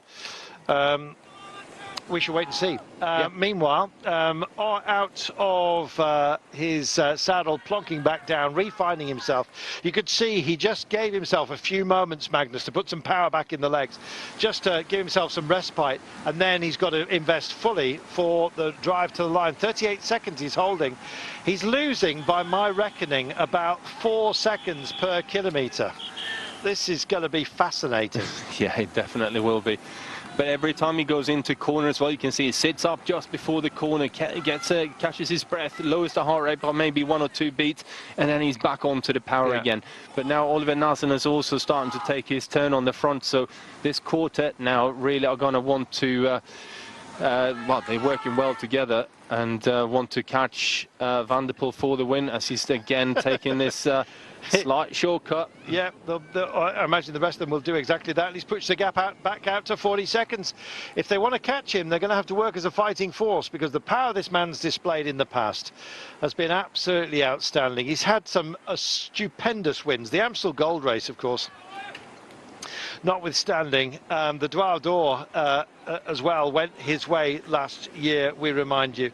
He's a spectacular rider, and today, if he lands this one, and there's no reason to suspect he won't at the moment, because he's holding that gap, mind you, it's back down to 37 seconds. As we double check ourselves, and they don't take what will be known forever as the Van der Poel line through that. But less than 15 Ks to go, and it's the gap is down to 37, then bounces to 38. He's doing an amazing job of holding them at bay. Yeah, he definitely is. And now Bissinger and Mads Pedersen are working hard to try and bring this quartet of riders back that are just in front of them. And I think they can just about see them on some of the straights here, which will spur them on. And they will do everything they can to try and bring them back and see if they got timing. Magnus is saying that Soren Kragh Andersen has just been disengaged from the chase, and there's 3 only. I did hear a clatter. I'm hoping that he's okay. May have been a puncture then if he hit for it, yeah. Yeah, may well be. Naesen, Colbrelli and Kung, I am hearing, but we'll wait for a picture confirmation of that. It may well be just a transponder issue, but apparently he is adrift by about 15 seconds as it stands. So this man, though, Van der Poel, out front, that's another of those who would have challenged him. Starting the day second overall, Soren Kragh Andersen picked up bonus seconds as well. That's good news. That adds to the power of this man, and he's still listed within that group. And we've got your virtual seconds as well behind this man. That's how they will stand, Magnus. Yeah, so Søren has brought back 3 seconds there on Mads Pedersen.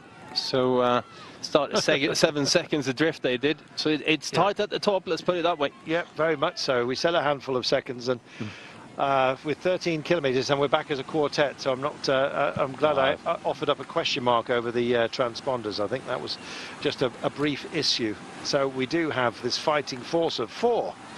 Hard to say. Hard to achieve as well, to bridge the gap to Mathieu van der Poel, who holds 36 seconds at the moment, and they're still shouting at each other as to work rate, Magnus. Yeah, they definitely are. I think for Mathieu van der Poel, the best thing that could possibly happen now would be that the group of Mads Pedersen and Bissinger actually catching on to that quartet.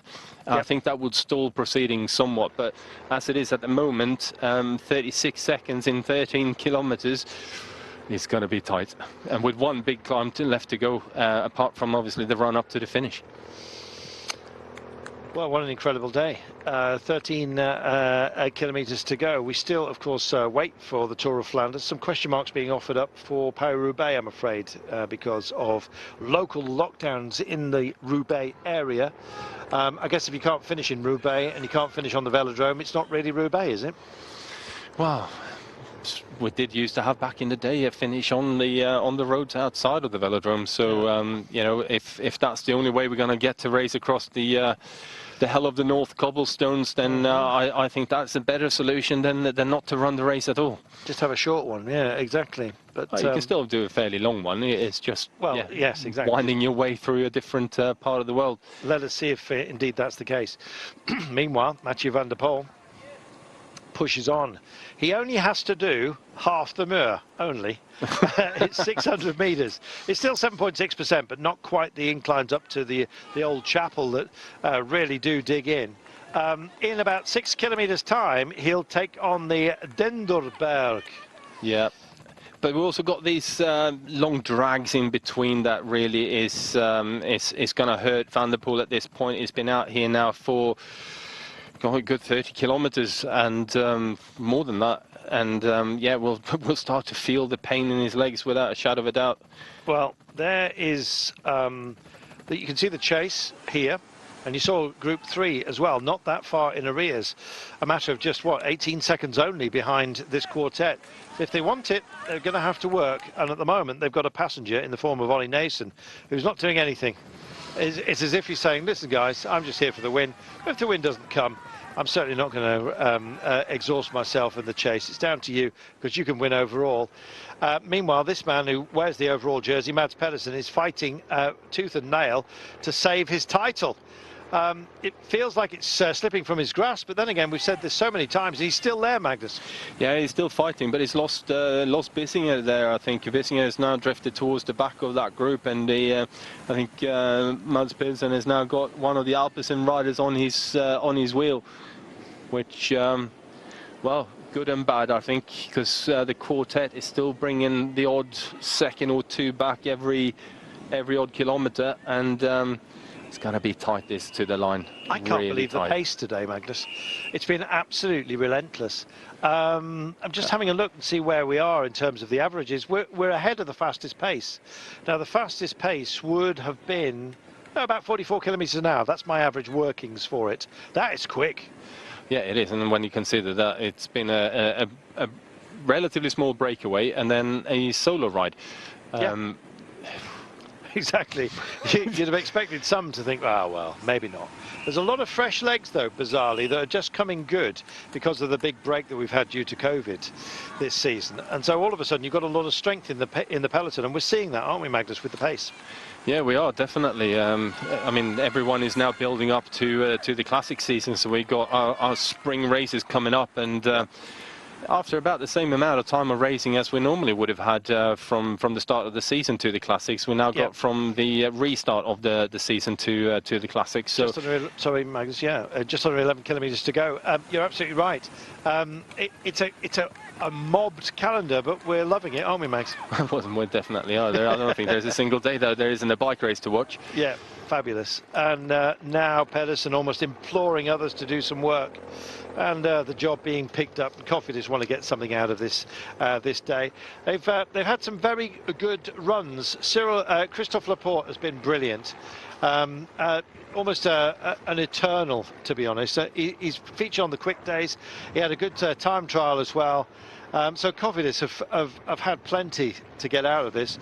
Julien Venot would have been someone who would have a go on a day like today. But you look further back, and a few being tempted to come and join the fun. But with 10.1 to go, just check out that group. The second group are now encroaching onto Van der Poel.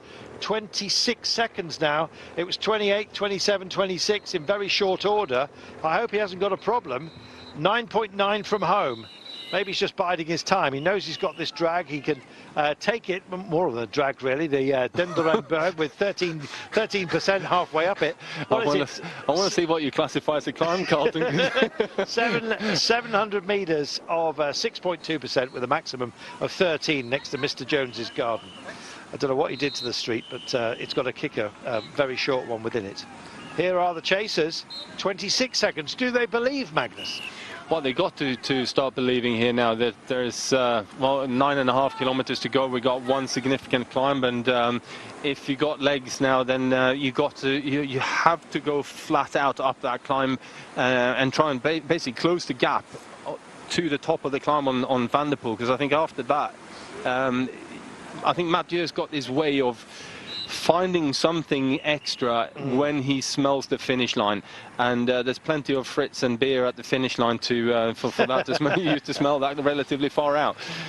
Well, yeah, let's see. This is Dimitri Claes from Cofidis pushing on. He's got a marker with him as well, and a good man as well, Yves Lampert, who's just pushed himself into position. We thought Stibar might have a dig today, as he has done in the past, but 8.9 from home, and our attention still drifts back to Mathieu van der Poel, who's up the road in pole position. He's the man. 24 seconds now, so he's lost another second here. Well, let's see if the clock starts to work against him. It's, as you said, what he's kept back for the Den Dordreberg is going to be crucial. Mats Pedersen still hasn't given up the ghost, but he's got so many anchors hanging on to him at the moment. Teammates up the road for nearly all of those riders. Van der Poel from Alpecin. It's good to see that he's pulling a few faces as well. He is human, this boy, even though sometimes he doesn't quite look it when he rides his bike.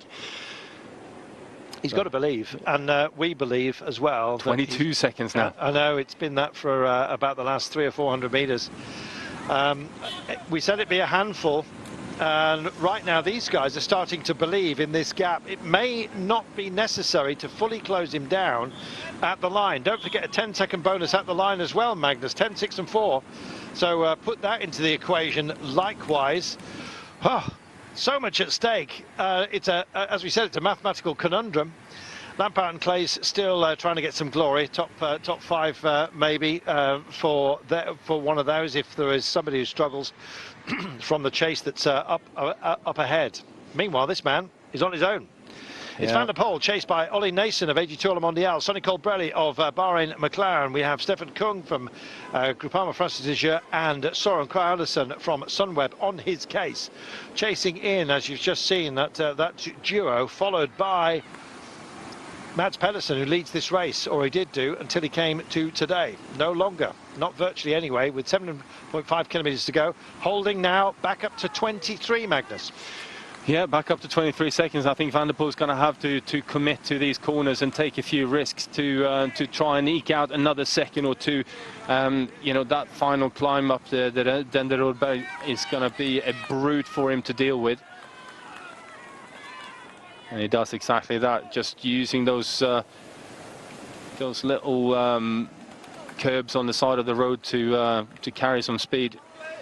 I think he knows. He's one of these riders who reads himself extremely well, and he will have kept something back. And I don't think this may well be by design, and he will kick on in the climb.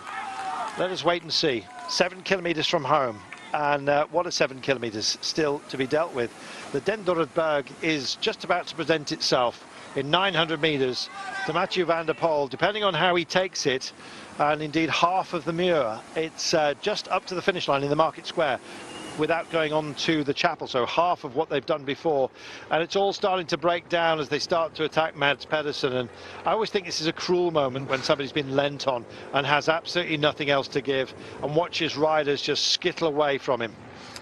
Yeah, it is a bit brutal, but that's part of bike racing. So you know, you got to do these things. And I think Mats Pedersen was put in a position where he had to really commit to try and chase, to try and save that leader's jersey. But Van der Poel still holding steady. Yeah, I think it was Mike Turnison who was just pushing on there. On a race he's done so well in the past, of course. Mathieu van der Poel just now digging in for glory. 27 seconds. He put something back in to the chase. That's fantastic, and now he's going to start climbing, so he's accelerated towards the climb, and watch him take it on. This will be amazing, and these guys are now starting to argue about work rate.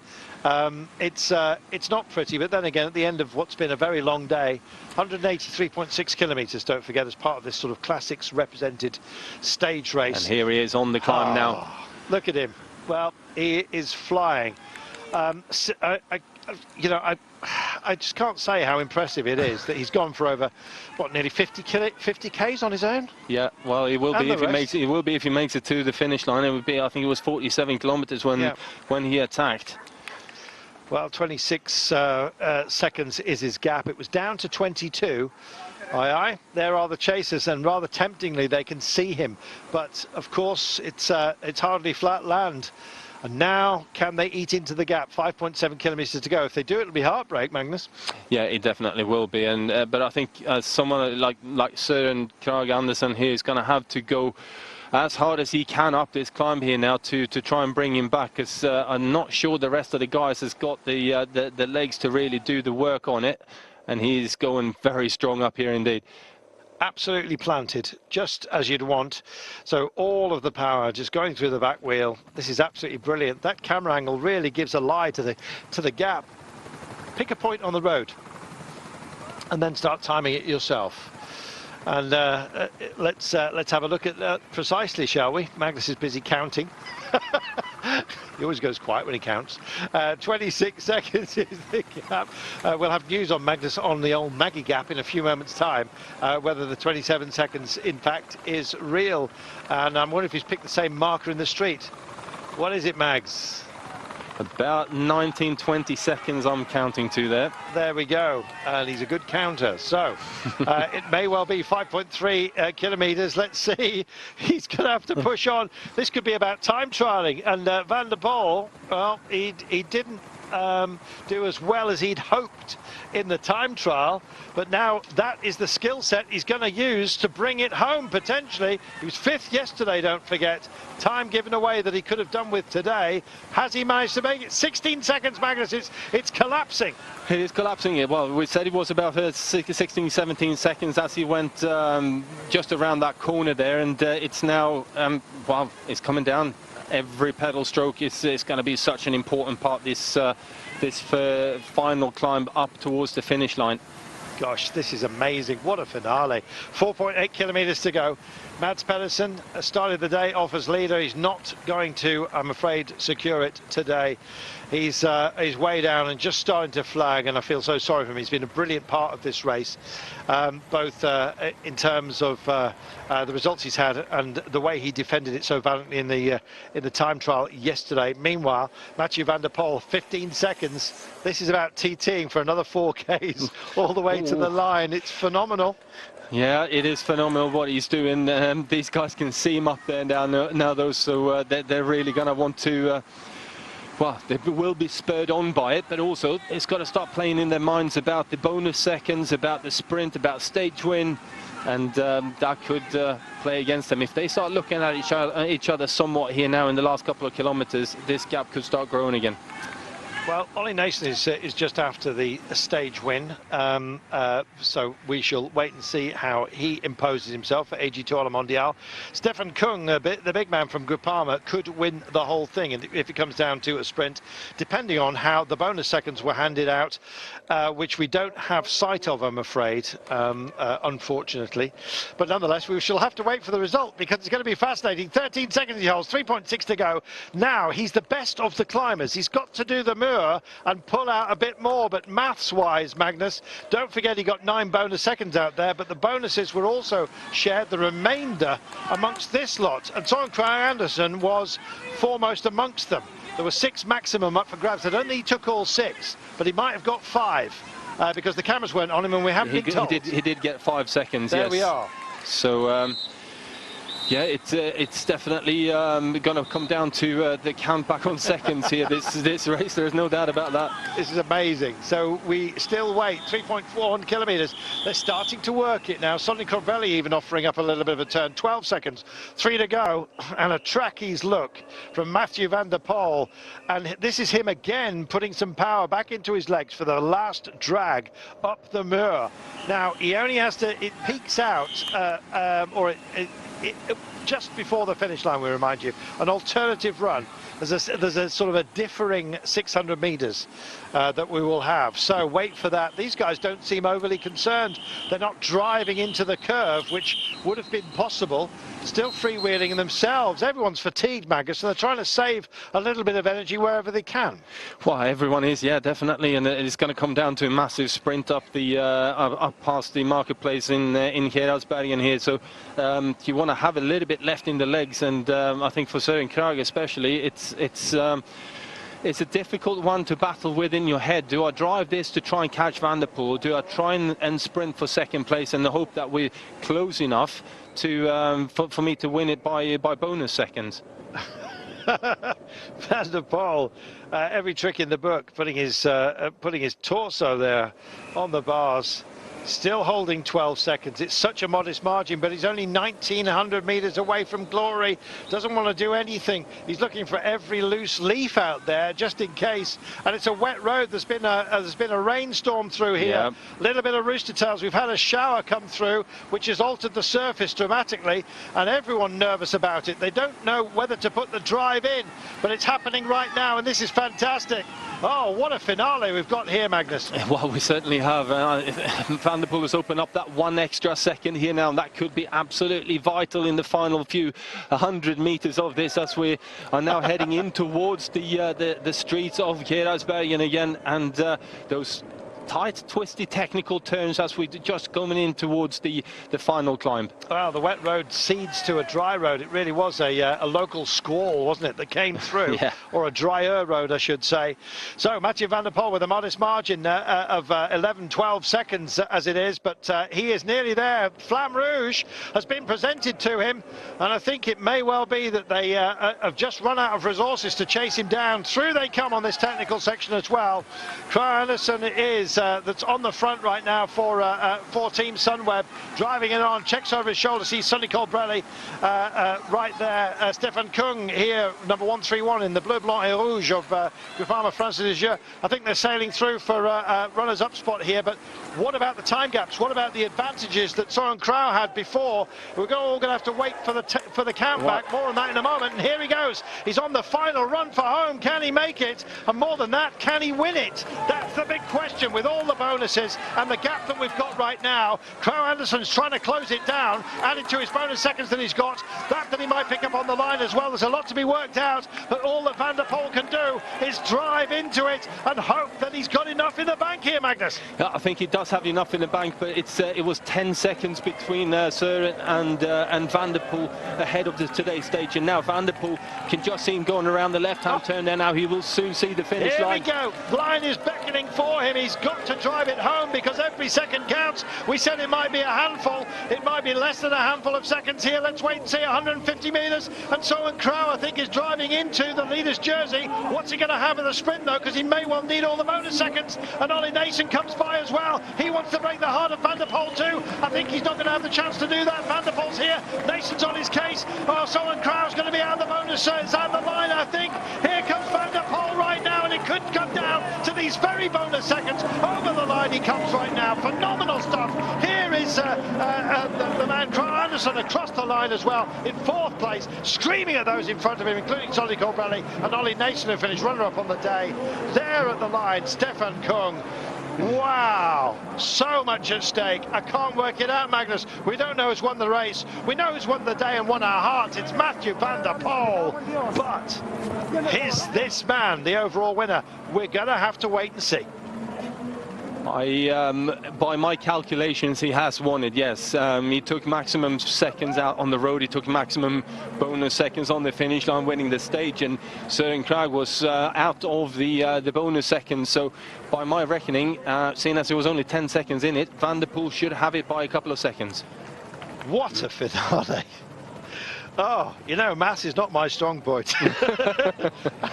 But on a day like this, when so much is bouncing around all over the place, Garcia Cortina coming in right now and everybody else up for some minor places, but we are exhausted. That was phenomenal, Magnus. Oh, what a ride. What a ride by Mathieu van der Poel.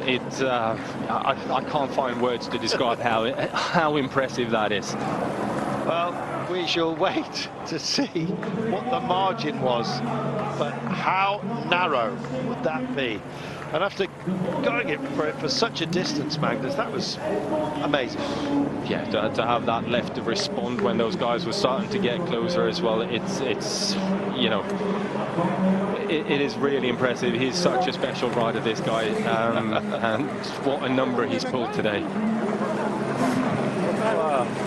Just love that. Well, you know, there are lots of different kinds of rewards. Oh dear. Oh, I'm breathless. That was fantastic, Magnus. Yeah, well, it definitely was. What a final stage we've had in this year's BinckBank Tour. It's always provides some great drama, this one, doesn't it? Yeah, it definitely does. A collection of classics rolled into a stage race that really enthralls in the heartland of cycling. What more could you want? What more could you ask for? Exactly. So we're going to have to wait for the official results because so much is going to be on countback, bonus seconds, the golden kilo. But I think he's won it all, Max. I do think he has, actually. You know, he obviously got 4 seconds on Søren at the intermediate, also the golden kilometre, with him picking up 9 and Søren 5, and then there's 10 seconds on the finish line as well. There are, and no bonus seconds were taken at the finish line by Søren Kragh Andersen, who just faded to 4. So the 10, 6 and 4 were beyond him. Oh, well, we always say that in this part of the world you get some spectacular racing, but today it was amongst the very best, Magnus. Well, it definitely was. You know, it very rarely disappoints in this part of the world, does it? So. Yeah, great racing, great week, great indication of form from a lot of riders as well, going in towards the up-and-coming classics. Yep, loving that. It's strange, isn't it? The season has been turned upside down, but one man turned himself inside out today for our entertainment, and Mathieu van der Poel may well be Van der Man. Here he is. Mathieu, er zit in Mathieu een I. In jouw voornaam. Is dit het puntje dat je op die gezet hebt? Ja. Het is ja, eigenlijk ongelooflijk om zo de BinckBank te winnen. Unreal to be able to win the BinckBank. So I didn't expect that. But het is niet dat we een plan hadden of zo. It wasn't really my plan to do that. Het was veel te vroeg eigenlijk. It's really too die oversteek was wel heel goed met Sénéchal en dan merkte ik al really meteen dat de groep niet mee wou draaien. Ik had al tegen Dries gezegd dat ik de volgende beklimming van de muur weer ging versnellen. Ik had met Sénéchal ook zo afgesproken, want push on a bit on the muur. I said that to Sénéchal as well. Ik kom alleen boven op de muur, ik voelde me eigen. I came up to the top of the muur and said on my own and said I felt ik kwam ineens alleen te zitten. Ja, en toen heb ik zelf ook een beetje eerst getwijfeld wat ik moest doen, want het was eigenlijk nog heel ver. I doubt myself a little bit as well at that point, and it was way too far. Om door te rijden op een gegeven moment en alles of niets te spelen. At one moment there was really just all or nothing. Maar toen ze een mikpunt hadden, kwam het ook dichter en dichter. En toch hou jij vol. At one point it came closer and closer. Ja, ik reed er al wel een hele tijd voor en het was vooral op de beklimmingen dat ik echt volledig verzuurde. I lost a lot of time on the climbs to those riders. Ja, vanuit de auto had ik had natuurlijk het voordeel ook dat ik de tussensprinten had, dus daar had ik ook al seconden gesprokkeld, maar ik wist niet. I knew I took some seconds there in the intermediate sprint on the golden kilometer. Ik denk dat mijn geluk vandaag weer is dat ik gewoon niet achterom heb gekeken. I really just didn't look back at any point. I was expecting them to come, but it wasn't until the finish line where I looked around and I could see them. Voor mij dan toch, omdat ik wist dat ik in de afdaling niet veel ging verliezen en dan kan je toch nog een beetje herstellen, maar het was echt, het was volledig op. Je bent nog dieper geweest in je carrière. Je hebt de Amstel en teruggekomen in de Ronde van Vlaanderen ook. Waar plaats je deze prestatie? Qua afzien staat hij er misschien nog wel boven. This is really possibly even above. Ik had echt gehoopt na die tweede keer op de muur dat ik met Dries en Sénéchal voorop kwam. Dat was eigenlijk mijn ideale scenario. Amstel, maar dat ik daar alleen kwam te zitten was een beetje onverwacht. En ik denk dat het toch wel een van mijn straffere nummers is. One question in English, Mathieu. This performance, where do you place it in all your other races and victories? I think quite high. It's never easy to win solo. It was quite long. I'm not used to riding that long alone at the front, and yeah, I'm just so happy to finish it off. And on top, I can go home with the GC as well. So it's quite incredible. I felt him already really strong yesterday in the time trial. I did some really good numbers there, but yeah, if you're not aero enough, it's difficult to be in front, of course. But I felt incredibly strong today, and I'm really happy that I can race offensive like I love to. And tomorrow, Liège, Bastogne-Liège? Yeah, that was the plan, but today was so hard. We'll see. Okay, congratulations once again. Dank u wel, Mathieu van der Poel. And we add our thanks to what was a fabulous race. Liège, Bastogne-Liège tomorrow? I don't think so. Not after that, Magnus. But, he was supposed to ride it, but ga je door dat Amstel niet gereden wordt, nu Wevelgem rijden?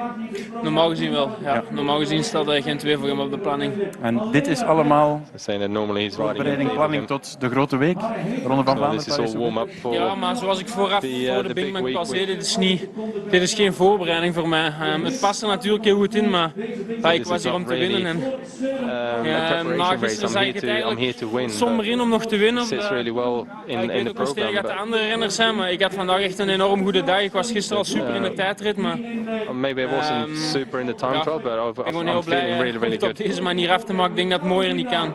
Dit was ook een tijdritje dat kan tellen, hè? Ja, het was alleen nog een stuk langer. Proficiat nog eens, dankjewel Mathieu. Oh, absolutely wonderful. Well, I think we're just going to get our official results. So, he has taken it. Here is your result at the line of today's stage. Van der Poel takes it by just a very modest margin of about 12 seconds. Nason in second place, ahead of Colbrelli. Søren Kragh and a really needed bonus seconds towards the end. Just in fourth place, ahead of Stefan Kung.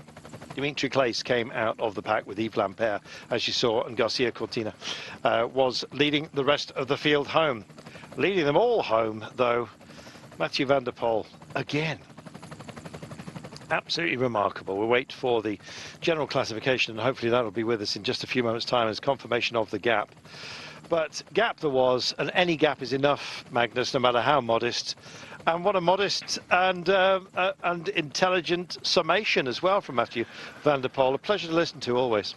Yeah, always a pleasure to listen to. Is you know, really quite a humble person, and obviously lets his legs do the talking. What he certainly did that today, and yeah, it doesn't matter how much you win by, as long as you're a millimetre in front of the next person, then that's all good. Dries de Bont coming in, who set the plan in motion by being part of the breakaway. It was super, and here was that original breakaway. This was the move where Van der Poel decided, you know what, I want to be part of this.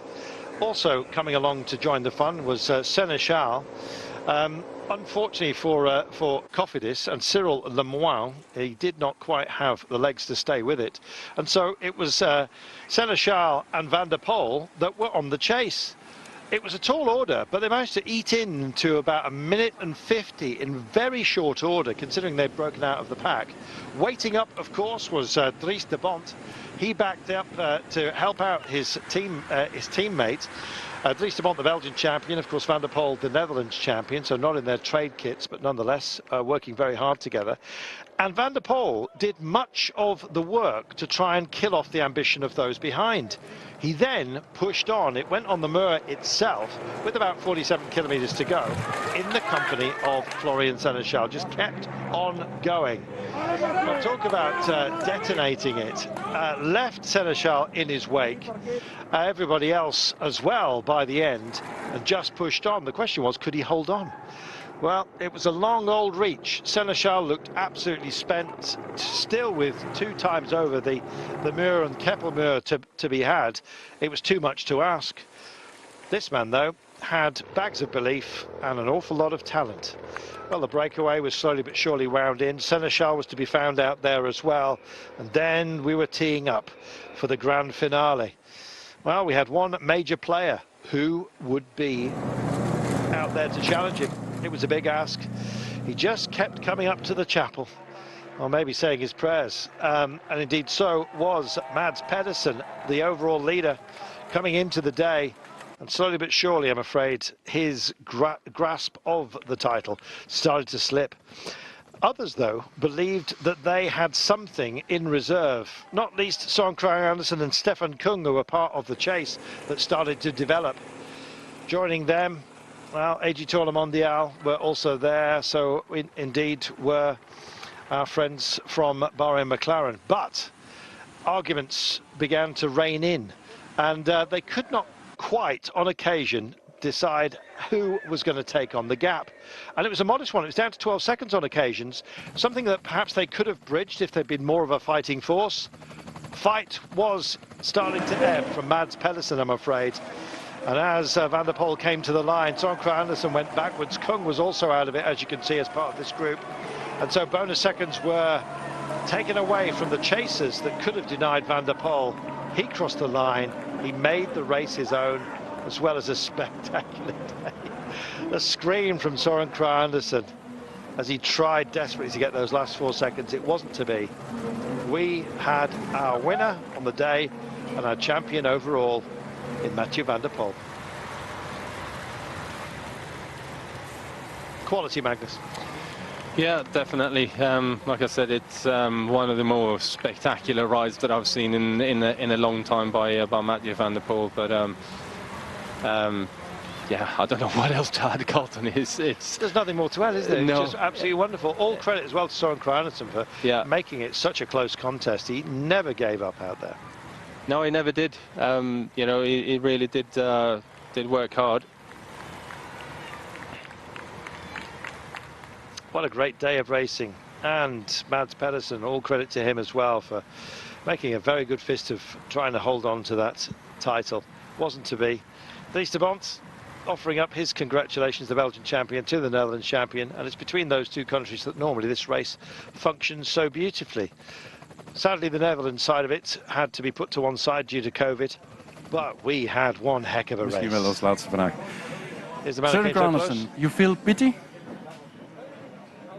No, I was never leading the race, so I kept my second spot. But yeah, I was going all in the last lap. So yeah, Van der Poel, he was just super good today, and yeah, he was the strongest man. So that's how it is. Was that the plan this morning, waiting till the last lap? Yeah, we had to adapt. Obviously, cycling, you can never predict what will happen, but in the end, we committed to wait till the last lap, and yeah, we stayed calm once Van der Poel went. I was also more confident once I heard he was alone quite early, so I think we did the right thing. He was just exceptional today, and that's bike racing. Yeah. That's right. But to try to take Mathieu Van der Poel, you did a lot of work. Yeah, we were working hard behind, and in the end we came close. But yeah, bonus seconds, golden kilometer, and on the finish line is in his favor. So yeah, for taking initiative, he wins. I think it was a nice race of him, but I'm also happy the way I was racing. I tried my best, and second was the best for me possible. Yeah. You were satisfied with the cooperation with the four of you? Yeah, for sure. Yeah, Okay. Narsen, yeah, he had to sit a bit on the wheel, like Colbrelli also, to go for the stage victory. They were not riding for GC like me and Kung, so that's normal. I think Kung and me, we just went all in, yeah. Time trial specialists. Yeah. I have one final question. Is it true one of your hobbies is fishing? Yes, I like fishing. Just being outside is nice, and yeah, fishing is one of the nice activities I like. To be relaxed during the races, between the races. Yeah. Between the races, of course, you need to relax, and yeah, it's nice meditation. Yeah. Thank you for a wonderful afternoon with us. You're welcome. It Thank was you. a good race. Søren Kragh Andersen. Yeah, we had our thanks as well. He made a great fist of that battle, didn't he? Yeah, he definitely did. You know, he put everything into it, and yeah, what more can you ask for, really? They probably could have started riding a little bit earlier, but obviously with the reduced peloton and the reduced number of riders from the team in the front group there, they did what they could with it, and it was just one man that was slightly better. Well, as we just ponder the Belgian Air Force, all of it, we wait for our podium, which will find a certain Mr. Mathieu van der Poel as stage winner. He's going to be bobbing up and down quite a bit. It's a shame for Mads Pedersen that things didn't quite work out for him, because that was a brave effort. Here is confirmation of how it finished. Van der Poel, Søren Kragh Andersen and Stefan Kung, neither of whom managed to find bonus seconds at the line. Van der Poel helped himself to intermediate bonuses and the 10 at the line. And in the end, even though it was a modest winning margin, it was enough to extinguish his deficit and take the title, Magnus. Yeah, it definitely was. And I think with that, you know, he's done everything right, and it was just on an exceptional day today. But you know, it's I think a shame for Mads Pedersen and the Trek team, Trek Segafredo, who I think they could have done without that one rider who was sitting on a minute in the GC, and could have let that group go up the road somewhat more. It would have made for an easier ride. It could have saved some riders and gone a bit harder later on. But you always learn by these things. Well, I don't know whether that's our signal for a grand départ here. It looks like everyone is wrapping up. I assume at Gerardsbergen we are going to see a podium, but you're just never quite so sure. I guess we're going to have to wait and see. Lovely part of the world when the sun shines, Magnus, and we have a beautiful evening all of a sudden. Yeah, we do, with the chapel at the top of the Muur there. I always think that should be the cyclist chapel, but it's actually on the side of Lake Como instead. Yeah, Madonna del Gisalo. Yeah, you been up there? Yep. Gorgeous, me too. I honeymooned at the foot of it in Varela. Well, thank you for your company today. I don't think we are going to get ourselves a podium, so we're going to put our larynx in a hammock and bid you a fond farewell. So much racing going on at the moment. It has been an absolute pleasure to have your company here on a race that nearly wasn't, Magnus. Yeah, it definitely wasn't, but grateful for the organisers who managed to pull a few strings and got us a race, and what a race it turned out to be. Yeah, wonderful stuff. Well, we will bid you that fond farewell. If the podium does show itself, we'll do you the honour of talking you through it. But for now, from myself, Carlton Kirby, and from Magnus Backstead, thanks for the ride. It was amazing. And let's not forget, we've got Liège-Bastogne-Liège coming up tomorrow, Magnus. It's a busy old calendar, isn't it? Very busy calendar indeed. Yeah, it's and obviously the Giro d'Italia just started as well. So yeah, what more could you want? Thanks a lot. Bye-bye.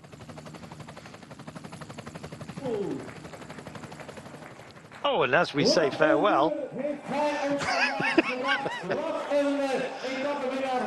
well, we didn't think it was going to come quite so quickly, but it has. Mathieu van der Poel, bravest man on the planet, Magnus, certainly today. Well, he definitely was today. Again, super ride. Well, there's your stage win. He'll put the flowers down and he'll come straight back out. Confirmation of how it finished. Søren Kragh Andersen screaming at Sonny Colbrelli to get out of the way at the line. Yeah, he almost got squashed up against the barriers by Colbrelli on the line there, after the line actually. Just wavering, but yeah, absolutely fantastic. Great to see. The top 5 here, all credit to them, the 4 chasers plus Van der Poel, and indeed everybody else as well. Need to spend some money on gilding. Well, we've seen our stage winner, we've seen our champion as well. Great racing, doesn't get much better than that. Van de BinckBank Tour 2020. With our congratulations. Well done, Stefan. Well, we're going to have our podium, Magnus, and all credit to them. Stefan Kung, 3rd. He's got himself a tulip vase. How nice. Yeah, very nice indeed. I love the way you just refused to run with that. Yeah, I couldn't quite see where you were going with it. And a tulip vase as well for Søren Kragh Andersen. Just made that such a battle. If it wasn't for his fortitude and fight, Magnus, we wouldn't have had so much excitement at the line. No, we definitely wouldn't. He brought the race to everyone, and it was just one man stronger today. And here he is, Mathieu van der Poel, wearing the jersey that now belongs to him. Mathieu van der Poel is our champion. He's taken the BinckBank, he's taken all the plaudits, and I'm sure he's sealed a place in your heart as well. If you saw today, that's exactly what he gave it from 47 kilometres and snatched the title by a handful of seconds. Still no official notification as to the exact margin, but any margin is good enough, and today he had it.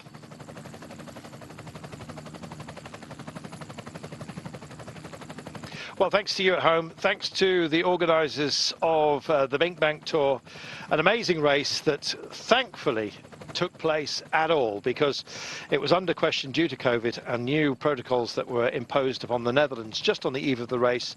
And as Magnus and I were saying at the beginning of this race, we don't think that any other nation could really have mustered themselves to deliver what was such a spectacular event. Well, nice to see that Mads Pedersen did get something out of the race. He takes the points classification, but doesn't really want to hang around, Magnus, and that'll be disappointment at losing the event. Yeah, I think he was definitely disappointed after that, but he put up a good fight and did everything that he and his team could today.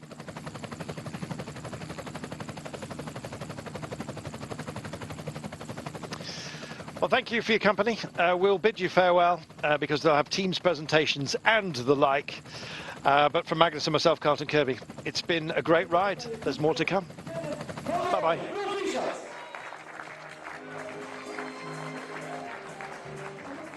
Wij danken met heel veel plezier ook de mensen van de stad Gerardsbergen. We danken de mensen van BinckBank.